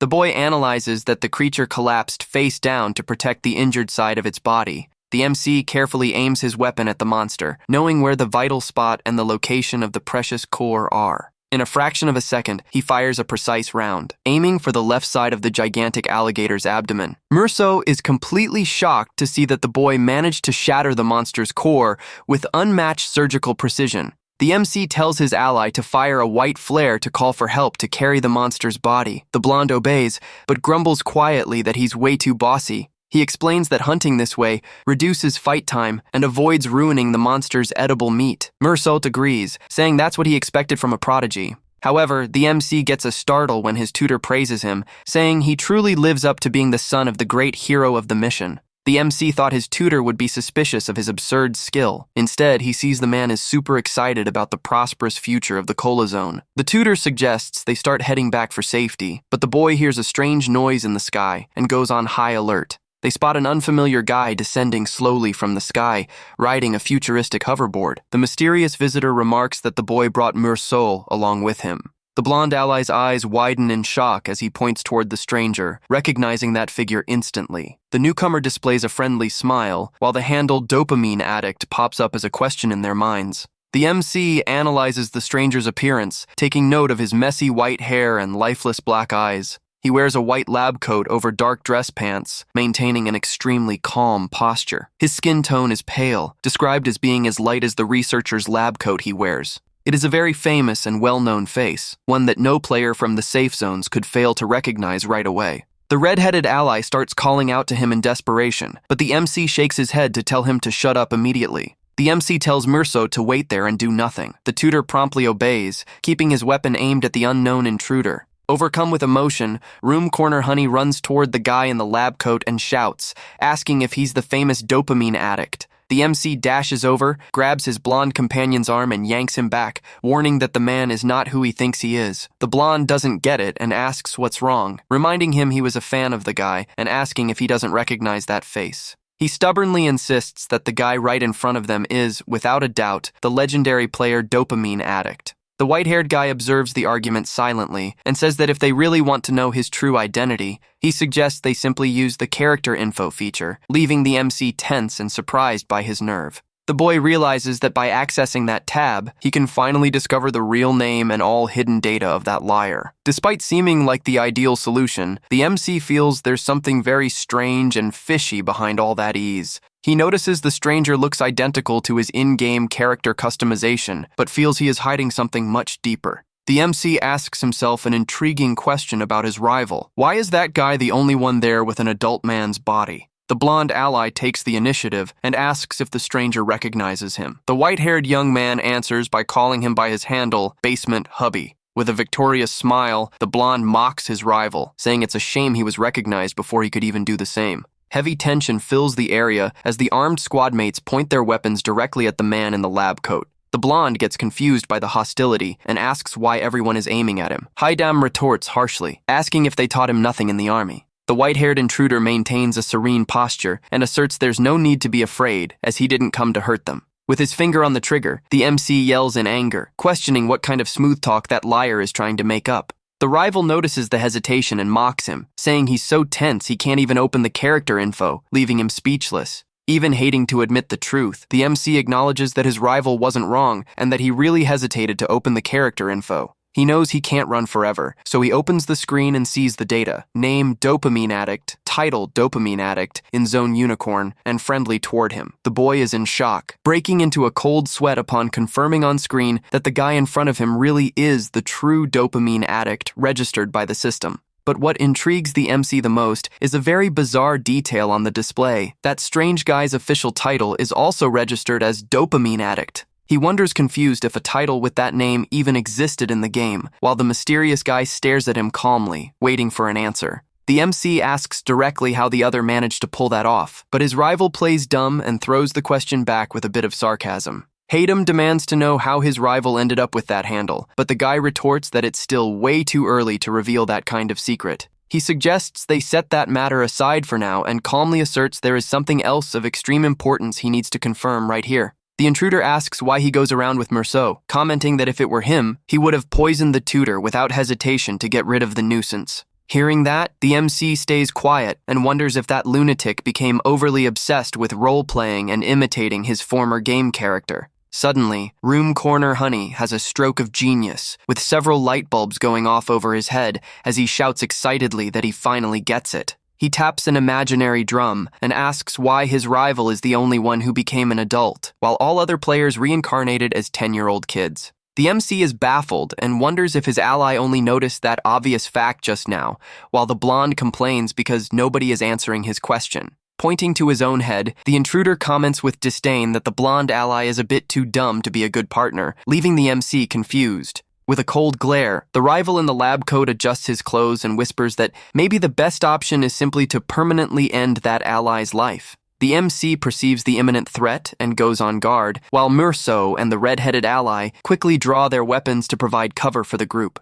Several deafening gunshots echo through the frozen landscape, forcing the enemy to quickly leap backward to dodge that sudden assault. The blonde ally panics and shouts, asking if he lost his mind to shoot at another player, but the boy replies it was just a warning shot. The bullet casings drop and slide silently across the snow-covered ground, while the MC continues his line of thought. He states with total conviction that they wouldn't be able to kill that man anyway at that moment, due to his immense defensive power. The rival smiles and comments that it's a pretty aggressive way to give a warning, adding that he himself would have acted the exact same way. Satisfied, the rival steps onto the hoverboard and says his confirmation is complete, leaving the blonde ally confused about the meaning of those words. The intruder explains he was merely testing to see if his other self was growing strong and in the right way, leaving the MC thoroughly annoyed. Hayden would love to wipe out the lunatic, but knows that with his regular gun he couldn't hurt him, getting irritated by his senior evaluating a rookie attitude. About to head off, the man steps firmly onto his flying vehicle and pauses briefly, remembering a detail he had forgotten to mention. With a sadistic smile, he pulls out his firearm, points it down, and somberly warns that he almost forgot to hand over the gift he brought for them. Suddenly, a deafening shot cuts through the silence of the snowy hill, catching the youths completely off guard and startling everyone massively. The MC gets hit in the shoulder and starts bleeding, making his blonde companion scream in desperation upon seeing his friend wounded before his eyes. From atop the hoverboard, the shooter in the lab coat just watches the scene coldly, keeping his gun raised without showing any remorse for the attack. He murmurs to himself with disdain that, in the end, it proves the two of them really aren't the same, and that there's a huge difference between them. As the enemy ascends into the clouds and vanishes, the red-headed ally runs frantically, screaming the names of his injured squad mates left on the ground. Merceau inspects the wound and says that luckily it didn't hit any vital spots, ordering them to apply pressure to the blood while he gathers support troops. The tutor orders the red-headed ally to patrol the perimeter to stop monsters from being drawn by the smell of blood, and the youth promptly agrees. Feeling a terrible pain in his shot shoulder, the MC is held close by the blonde healer, who hugs him firmly to begin treatment. Pissed off at the situation, the blonde yells, calling their rival a complete psychopath, while Hayden grumbles softly, reminding his friend he's not dead yet. Tears in his eyes, the blonde calls him an idiot and asks why on earth the boy would jump in front of a bullet to try and protect someone like him. The MC just stares at him with a calm expression and looks his friend dead in the eye, throwing the question back in a rather mysterious tone. He actually planned the whole thing, recalling when he asked if his friend could heal through physical contact, and holds out his hand asking to be healed now. Realizing the boy got shot on purpose just to test his healing, the ally completely flips out in real anger and screams, calling him a total lunatic. Despite being furious at his friend's madness, the blonde healer triggers his healing ability, channeling a surge of bright energy over the open wound. After the scare, the blonde says he needs to confess a secret since he saved his life, making the boy find the formal tone weird and ask what's so serious.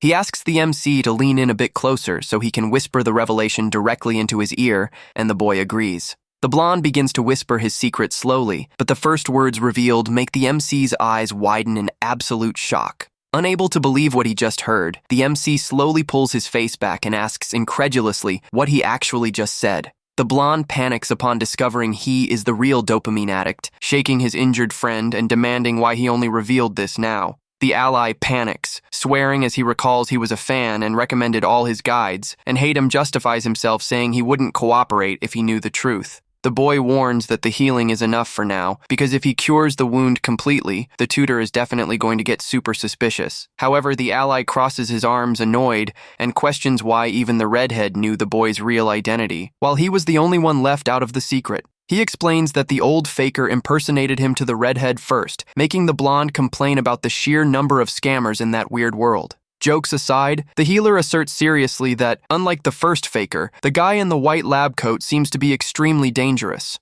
The MC explains his rival is dangerous because he unlocked Zone Unicorn and even impersonated him to send messages to other players. He adds that, since his rival crossed over here, the protective barriers between zones must have vanished, making the blonde ask if they can travel around now. He says they need to check that out, but highlights that the most intriguing and dangerous detail remains his rival being the only one with an adult man's appearance. The blonde healer deduces it might have been forced growth using the advanced scientific tech of Zone Unicorn or some similar experiment. The MC disagrees right away, stating there must definitely be some other deeply hidden reason for his rival to be that age in the game. He silently gazes at the blood-stained fabric in his hands, admitting to himself that he still doesn't have the slightest clue what that reason might be. He knows he is the real dopamine addict, and the other is an imposter, but is intrigued because there are way too many similarities between them to be mere coincidence. What also bothers him is his rival saying he came to check if he was growing well, making the MC think the guy in the lab coat is insufferable and annoying.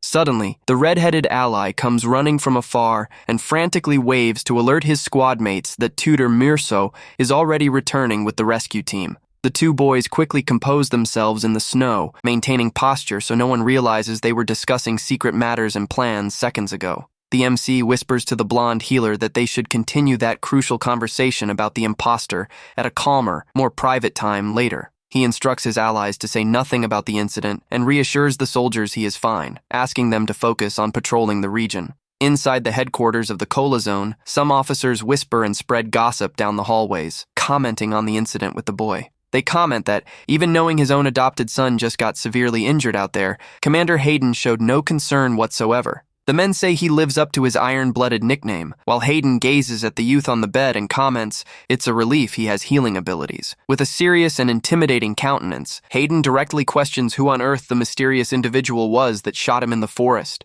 Haydam replies that he doesn't know either, but decides to rephrase his words, thinking he'll need to lie very carefully to the commander from now on. The MC crafts his mysterious answer, saying he used to know that individual in the past, but nowadays he doesn't know him anymore. The commander's eye widens slightly, asking if the shooter was someone he knew from his past life, before becoming a regressor. He knows Merceau reported everything he saw to the leader, including the mention of the word player in another language, which raised massive suspicions about him. To successfully complete his illegitimate son route without joining the academy, he must at all costs avoid them discovering that he is actually a player. He says the shooter is from Zone Unicorn and that he doesn't know why he came, acting in a calculated way to divert Hayden's suspicions off himself. The boy suggests a new player emerged after his return as a regressor, trying to focus all of the commander's attention and fury onto that dangerous individual. Hayden gets lost in thought over his son's theory and agrees that, if what he's saying is true, the existence of another player makes complete sense in this situation.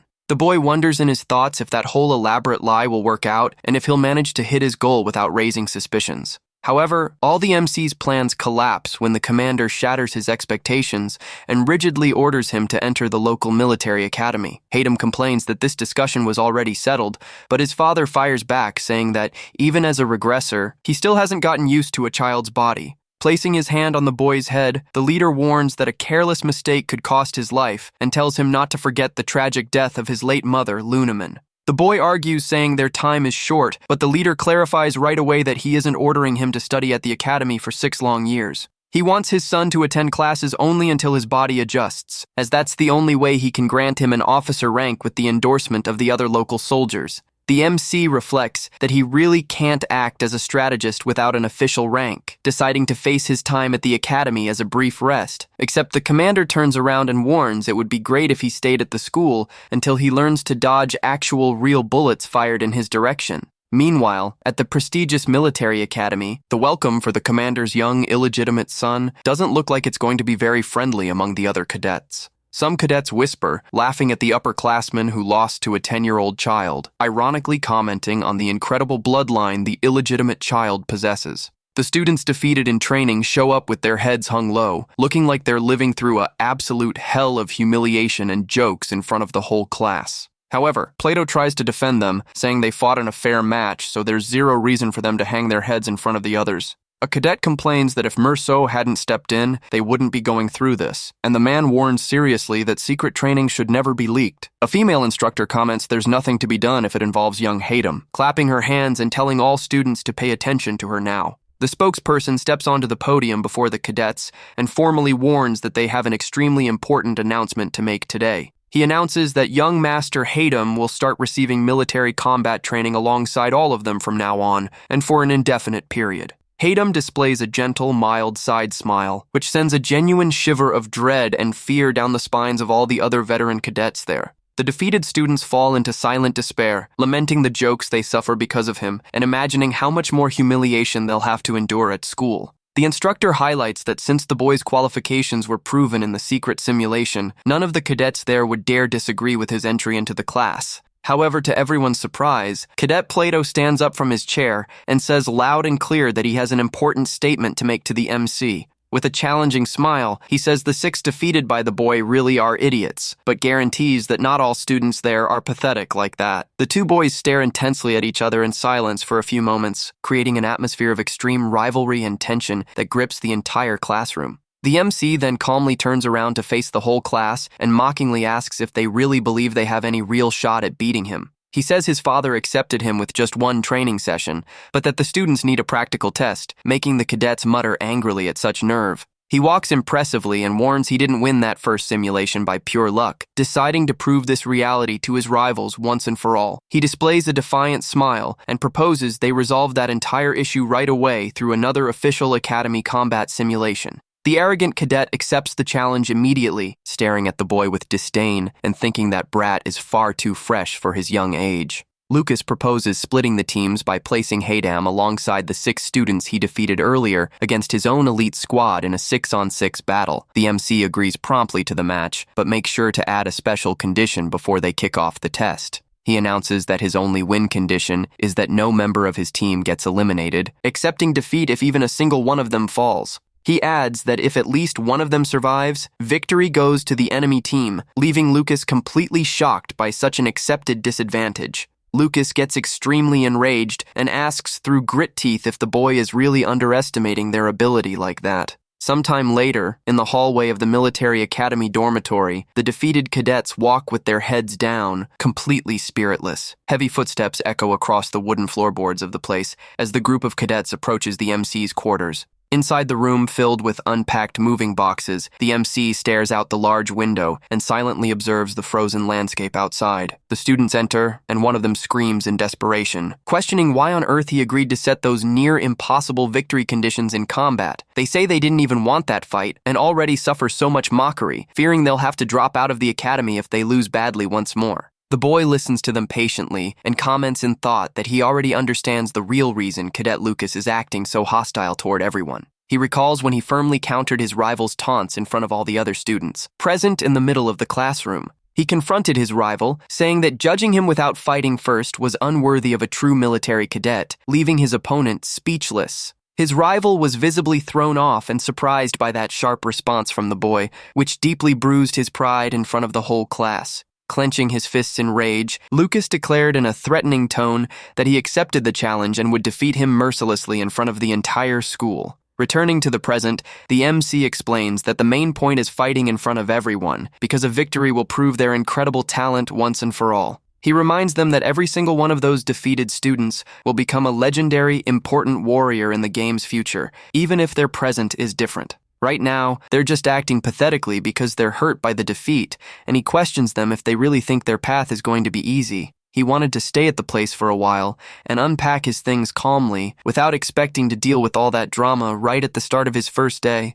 Thinking of using them as allies in the future, he decides they need to graduate and resolves that this is the ideal moment to give an extra push to the group. He turns around to face the team and mysteriously asks if they know the real reason he chose them specifically for the first training session. The boy raises his hand impressively and makes a firm gesture, drawing the absolute attention and silence of everyone present inside his quarters. Plato responds with pride that it's because they were considered the best and most skilled cadets in that entire military academy. The MC nods, confirming that he truly believes each of them holds the potential to be the best student in the school. He says he wants everyone to know that, but one of the students counters crestfallen that they were overwhelmingly defeated by him in the previous training session. The boy adds that the new condition of not allowing any of them to be eliminated makes victory against Lucas's elite almost impossible to achieve. The MC questions them calmly, asking if they really think his behavior only beat them previously because the training conditions favored him.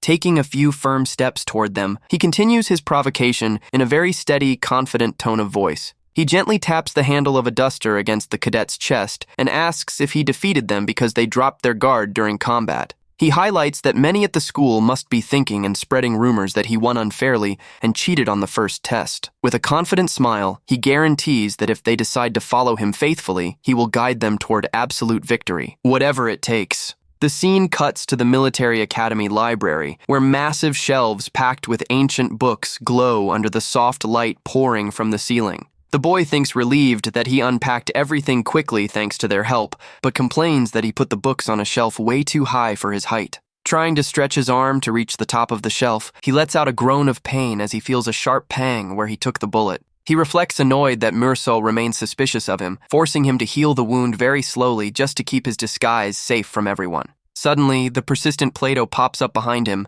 and helpfully asks which book the boy is trying to look for up on the shelf. The boy replies that everything's fine and he doesn't need the reading right away, making Plato stare at him with a very analytical, serious look. Plato grabs the book for him and comments he found out through rumors that the boy had suffered an injury, putting the MC on high alert. He wonders how the other found out if the commander had ordered silence, deducing that's the perk of being the son of an influential officer. He thinks Captain Anton planted way more spies than he imagined, though admitting his own hospital stay was far too eye-catching. He's shocked to realize Captain Anton shared that secret info with his own son honestly, telling him to keep it quiet. Plato stares at him worriedly and suggests he should delay the training simulation a bit since his body still seems to be recovering from the wound. The boy notices satisfied that his previous proposal to make him his right-hand man worked better than expected, deciding to use that to his advantage right there. Hayden comments that while in the hospital, he heard about the humiliations and jokes the other students were making behind Plato's back at school.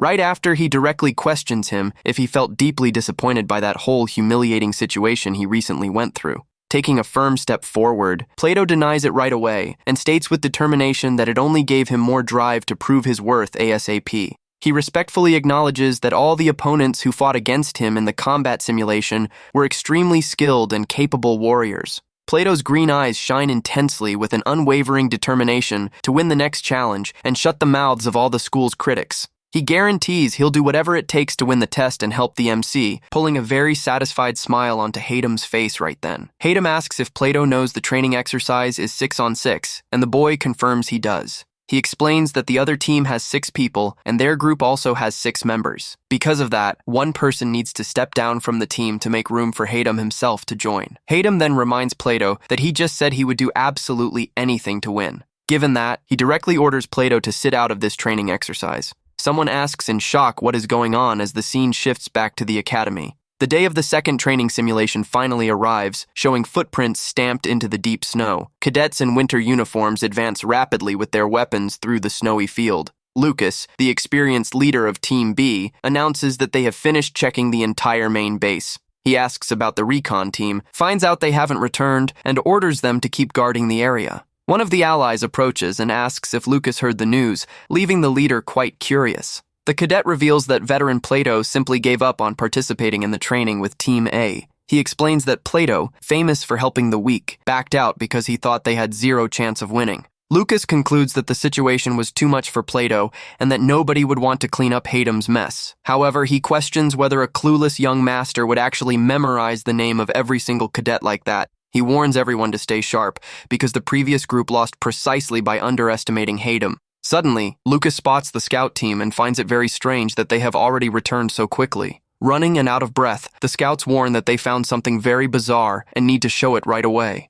They reveal in fear that there is a small child lying down right in front of their camp. One of the cadets realizes it is Hayden himself, but warns that if it's a trap, it's way too obvious. Lucas reflects thoughtfully on whether Team A really fell apart to the point of doing something so extreme to their leader. He realizes in shock that they abandoned Haydam in the snow and wonders what happened in that training session. The whole team gathers at Team B's main camp while discussing what they should do. One of the cadets comments worriedly that Lucas is taking way too long and hopes nothing bad has happened. Vons complains about that pessimistic comment and reminds everyone that Lucas is extremely cold and rational. He adds with confidence that the leader has probably already put a permanent end to that brat. The boy flashes a bright, happy smile upon seeing that Lucas is finally back with the rest of the group. However, his expression instantly turns to shock as he notices something very unexpected there. The cadet asks in confusion what that is upon seeing Lucas carrying an unarmed Haydam in his arms. Little Haydam begins recounting that he was ambushed by his own squad mates as soon as the test started.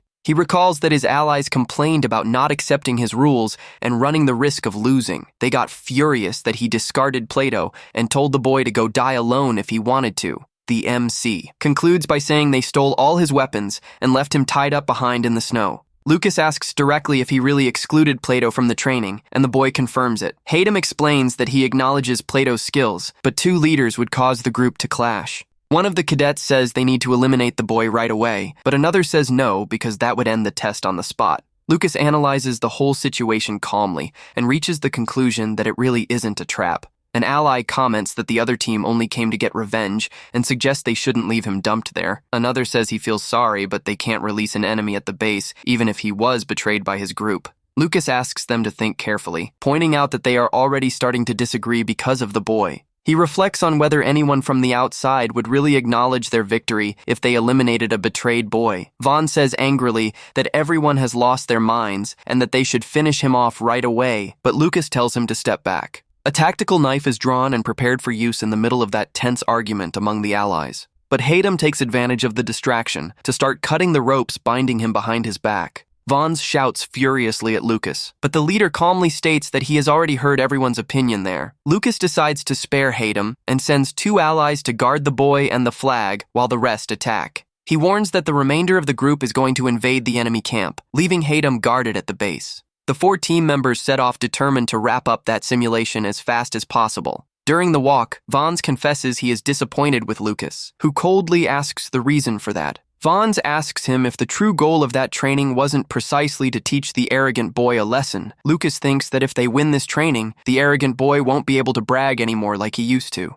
The other cadets agree that they don't want a shameful victory by eliminating a helpless prisoner, leaving Vons quite furious. Suddenly, a flare glows intensely in the freezing sky, putting everyone in the group on high alert. They rush back upon realizing that the flare was fired right near their own camp. Lucas runs hurriedly, and his eyes widen as he notices something shocking happening at their base. He spots the blue flag completely stained and Haydam sitting on the ground with his uniform covered in paint. Worried about the chaotic state of the place, Lucas rushes over to the boy and immediately asks what happened. Haydam relates with a sad look that his former squad mates showed up by surprise to try and steal the flag. Lucas asks where Cohen and Harry are, and the boy explains that the two guards were taken somewhere. The boy explains that he laid down over the flag to protect it, since an attack by allies doesn't count as an elimination. He looks Lucas in the eyes, while the leader begins analyzing whether that whole tragic story is actually real. Vons gets furious and asserts that the cursed Team A members must still be nearby in the forest. He suggests that Lucas patrol the area with the group,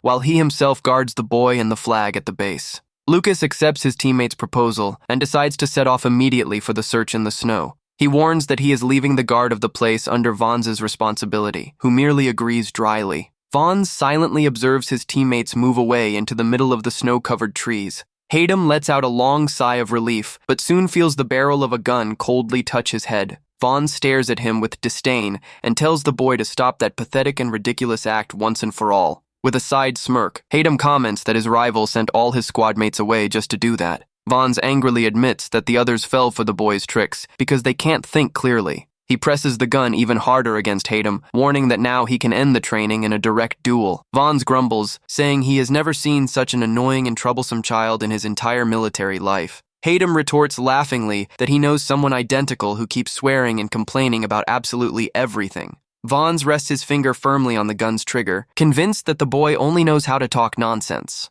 But the MC stares at his rival with a calm look and warns that he would like to correct just one detail. He mockingly questions if that really is a direct one-on-one confrontation. Plato silently emerges from the shadows, with his gun pointed at the rival's neck by surprise. Vons gets startled upon remembering the moment Haydam asked Plato to sit out for the sake of the group. In reality, the boy had asked Plato for a secret favor to create that entire perfect trap. Vons realizes in shock that the whole story of internal fighting in the enemy group was merely a lie. But he quickly tries to calm down, thinking he still holds the advantage against only one opponent. With a smirk, Haydam draws a pistol and thanks him for sending the leader Lucas far away from there. Vons screams furiously, calling the boy arrogant, but is cut short by the thunderous sound of the gunshot. Commander Hayden receives Haydam in his room and comments having heard that he won another simulation. He gazes closely at his adopted boy and confesses he wants to hear his strategy with his own ears. The MC faces the commander with complete composure and answers that everything was quite simple. He explains that, since the other cadets underestimated him, he merely gave them a stage to strengthen that belief. He reminds him that the main rule defined that the loss of any member would result in immediate defeat. The boy relates that everyone thought he was crazy at first, but soon saw his allies as easy targets for victory. He then walked over to the rival camp, knowing they wouldn't waste time shooting a tied-up boy. The commander asks if faking that argument with Plato was also part of the plan, and the boy confirms it. Hayden questions him on why he didn't capture the flag right at the start, if that would have given a much easier victory. The little one gives a very mysterious smile and answers that doing it right off the bat wouldn't have been any fun at all. Next, he takes his leave from the commander and begins walking calmly out of the luxurious imperial hall. With the meeting over, he thinks that now he needs to go after his new and loyal right-hand man, Plato. However, he notices a strange crowd of cadets in the hallway and wonders what is going on there. He realizes that all the students in the school seem extremely curious to know the final outcome of the test. A very nervous boy complains about all the tension and says he even started hearing absurd rumors. The cadet relates in shock that someone had been threatening to wipe their entire team off the map during the simulation. He concludes that the other group ended up completely wiped out instead of them, leaving Vons furious at the defeat. Vons shouts in rage for having used a child to win, but the cadets mock him, saying he called them idiots when they lost. Vons demands an immediate rematch, but Plato asks the reason for so much anger if even leader Lucas is completely calm. A loud, firm order tells everyone to stop that silly argument, startling Vons immediately with the intrusion. Plato and Lucas walk down the school's massive hallway when they decide to pause for a moment to talk in private. With a sincere look, Plato apologizes for the childish behavior of his former allies and for mocking their defeat. Lucas asserts that he will also take back all the harsh words he said previously, but makes an important reservation. He honestly confesses that he still can't truly accept young Haydam as a cadet equal to them. Plato's green eyes widen in extreme surprise upon hearing that firm declaration from Lucas about his friend. Plato reminds him that he had promised to accept him if he lost, and Lucas admits that Haydam really possesses a lot of talent and skill. However, he criticizes Haydam for treating training like a game and using allies as pawns, something no future school officer should ever do. Thoughtful upon overhearing the conversation from afar, Vons is forced to admit to himself that Lucas has a lot of point in his arguments. He reflects that Haydam doesn't seem to be simply chasing victory, but rather chasing pure fun and excitement. Plato then confronts the two seriously and asks what they really think they know about young Haydam. He reveals the truth that Haydam ended up getting severely injured a few days ago while hunting a terrible fur crocodile creature. Lucas begins remembering the training and realizes that one of the boy's shoulders really did seem quite stiff and locked up. Plato relates that as soon as he heard about the other cadets' mockery, Haydam came to train without even waiting for full treatment. He asserts with conviction that the boy's entire dangerous attitude was merely to restore their honor before the others. He concludes by saying the youth volunteered as bait, even while injured, to save them, proving once and for all that he deserves to be there. Plato wraps up his emotional explanation, leaving his rivals completely speechless before that unbelievable revelation. Sitting on the bed, Haydam finds it amusing that Plato's lie ended up boosting his reputation in a totally spontaneous way. Plato apologizes with his head down for spreading the rumor about his injury to the whole school without the boys' proper permission. Although admitting that was very useful, the MC thinks to himself that he absolutely cannot let this chance pass by. He stares at his friend calmly and says he would like to ask for just a small special favor to make up for that whole situation. Plato gets red cheeks thinking he'll have to spread more embarrassing rumors, but the boy reassures him it's nothing like that. With a sly little smile on his face, the boy prepares to reveal what he truly desires from his new and loyal teammate. He explains that mysterious request is something extremely important and that only Plato will be capable of executing to perfection. Plato accepts the task with unwavering determination, silently promising he will do everything to help the young master. Later, lying quietly in his comfortable new quarters, Hayden admits that room is 1,000 times better than the hospital. Suddenly, a glowing notification starts flashing on the system's floating screen before the boy, drawing his attention instantly. He notices that the player named God posted a new message in the group chat with a pretty intriguing proposal for everyone there. The boy gets up surprised upon reading that the barriers vanished and that the other players have already managed to reach the zone borders. The system explains that, after the first catastrophe, humanity came to share a small territorial area containing only 8 zones. A detailed map shows the breakdown of each player's zone across the territory, helping make sense of where everyone currently is. Being geographically very close, messages indicate that players God and Basement Hubby should meet very soon. The MC realizes that the others are calling out for the silent Basement Hubby's presence in chat, since he always read everything first. In the group, players begin discussing anxiously for God to hurry up and reveal the proposal he wants to present to all of them. Player God finally reveals his big idea, suggesting that all survivors gather in person as soon as possible. While some find the idea naive and absurd, the MC reads the chat thoughtfully in his room and reflects on that attitude. He suspects the proposal, knowing that such smart people must certainly have a much bigger, secret motive to want this meetup.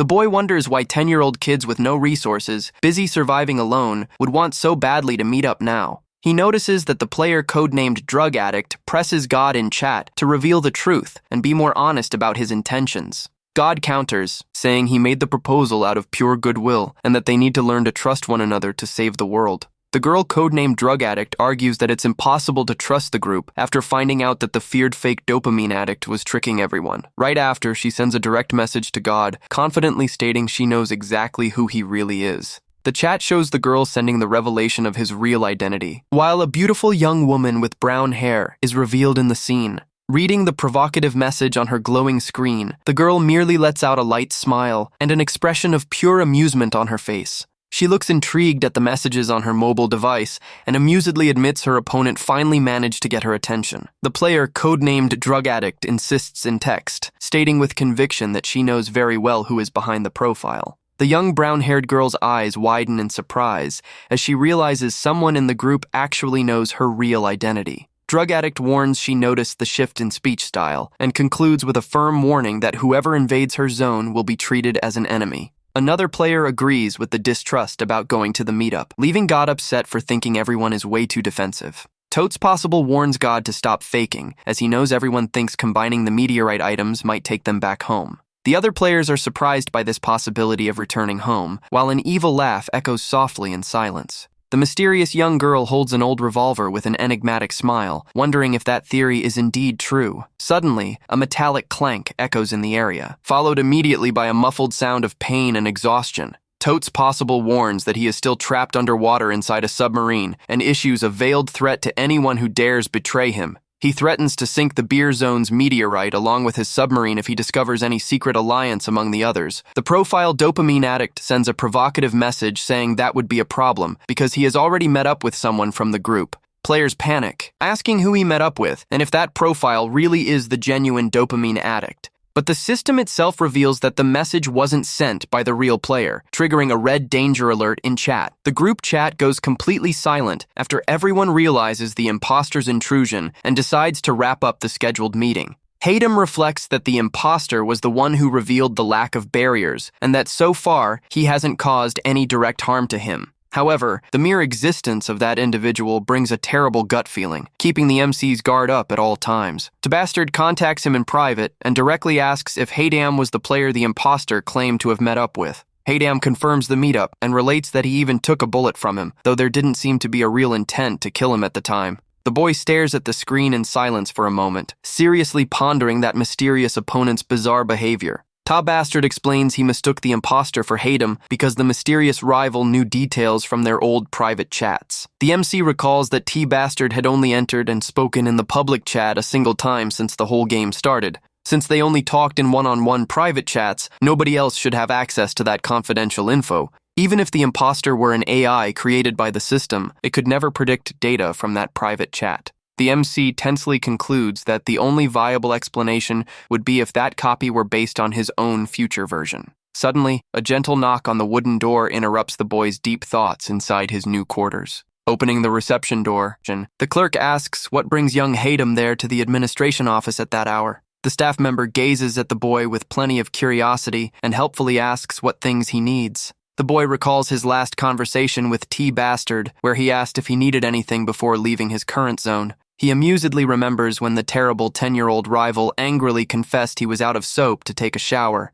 The clerk gets extremely confused seeing the boy ask for a massive amount of basic personal hygiene items all at once. Haydam calmly explains he wants a large quantity of soap bars, toothbrushes, and toothpaste right away. Meanwhile, 2 cups of hot, fragrant tea are delicately served on a lovely polished marble table. The clerk warns everything is set and gives permission for the mansion's other staff to politely leave the hall. Captain Anton respectfully thanks Lady Daphne for agreeing to meet with him at the last minute there. Lady Daphne smiles gracefully and replies it was nothing, commenting that it was high time to end her long isolation anyway. The captain discreetly asks how things are going with Commander Hayden, and she answers that everything remains exactly the same. He looks closely at the noble lady and asks if she really plans to ask for a divorce from Hayden, as the boy had revealed earlier. With an analytical and very serious gaze, Lady Daphne asks back if the captain thinks she would make a decision like that because of the boy. Anton tries to argue that such an impulsive attitude doesn't fit her intelligence, but is silenced when she slams her hand hard on the table.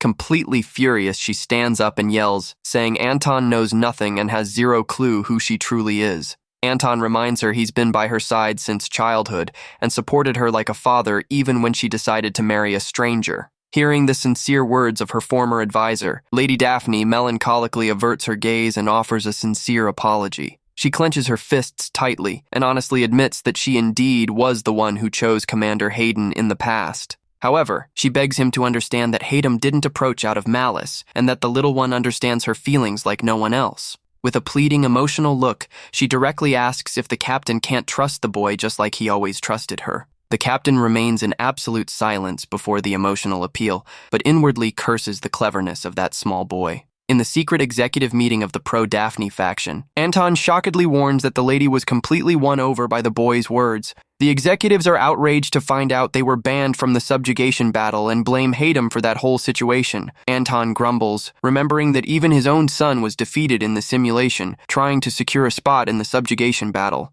Another executive points out that the commander's faction was also barred, taking away any legal justification they had to complain. Anton taps his index finger on the boy's photo and seriously acknowledges that little Haydam is extremely clever and dangerous. He fears they'll look outdated if the boy wins the fight alone, but admits it would be ridiculous to demand their participation now. One of the executives hangs his head in shame and recalls that even when they participated, they just returned from the rear without doing anything. Anton gives an ironic smirk and thoughtfully whispers that Haydam is someone extremely young, yet very treacherous. One of the faction allies looks at him seriously and asks what the captain really plans to do about that whole situation.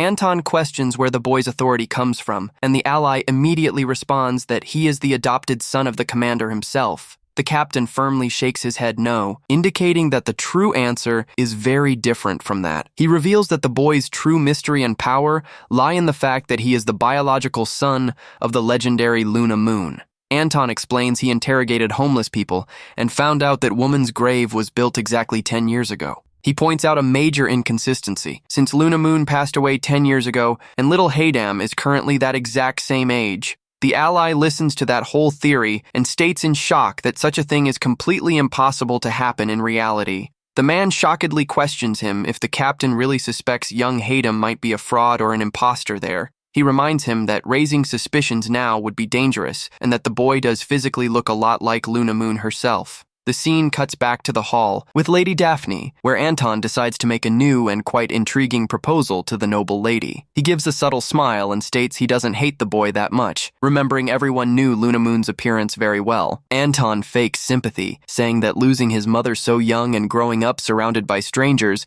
couldn't have been easy for him at all. Lady Daphne recalls that when Luna Moon fled 10 years ago, she made sure to completely erase all her personal records. Anton wonders if Haydam knows what his mother looked like and suggests an idea to Daphne, since she cares so much about his well-being. The scene shifts to a sumptuous hall lit by a giant crystal chandelier, drawing gasps from the young cadets at the entrance. One of the boys comments admiringly on the place's level of luxury, saying it's completely different from that outdoor barbecue. Another cadet complains angrily that they won't even get to eat anything and complains about how uncomfortable that formal suit is to wear. A familiar voice mocks his companion, saying he continues to be an eternal complainer who whines about absolutely everything. Taejong and Basement Hubby walk elegantly alongside Hatem, commenting that now they're participating in a real charity gala. Basement Hubby asks Hatem out of curiosity who on earth that mysterious imposter he fought actually was. The MC stares at his friend calmly and honestly confesses he also has no clue who his rival is.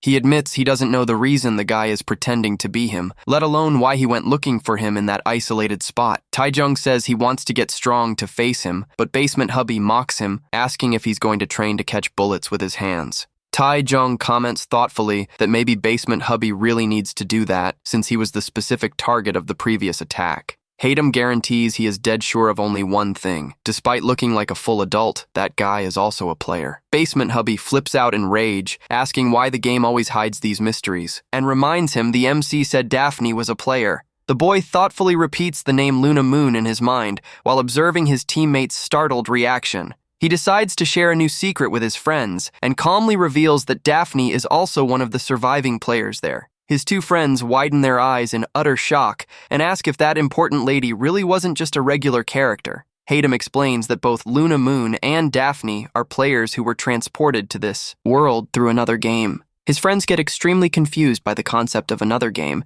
and immediately ask which virtual universe they came from. Hatem reveals with a deadpan face that they came from a bizarre dating simulator with middle-aged men.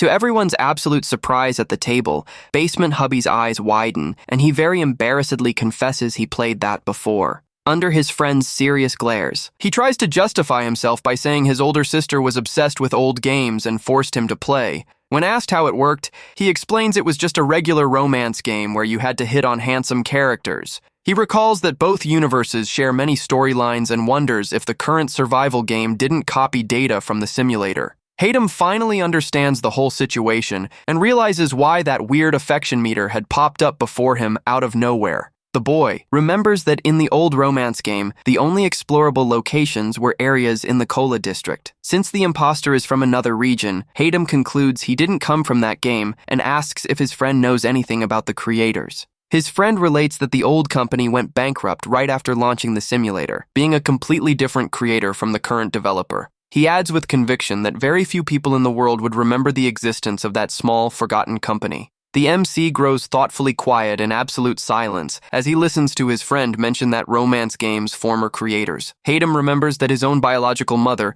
had founded a game company called Project Salvation before vanishing in the past. He sighs, deducing it must not be the same group, but is cut short from his deep thoughts by a loud call at his side. His two friends stare at him curiously at that thoughtful reaction and ask why he has such a serious look on his face. Hatem breaks the tense mood by jokingly asking which of the men Basement Hubby decided to hit on and date in the romance game. Laughing a lot, they leave the silly conversation behind, knowing that embarrassing chapter of their friend's past is already closed. Suddenly, Merceau's gray ponytail and imposing figure appear right behind the MC, calling his name in a formal tone. He warns that the generals want to meet due to his ban from combat, but the boy says he's already busy with the next raid. Merceau gives a slight smile, appearing satisfied with the answer he received. The youth agrees, saying he is fine and that he can understand the whole situation. A few days pass, and Commander Hayden walks down a long hallway alongside Hatem. Hayden warns that the boy no longer needs to go to the academy, as he won over the cadets with his recent actions. The cadets now view Hatem as an excellent commander worthy of all their admiration.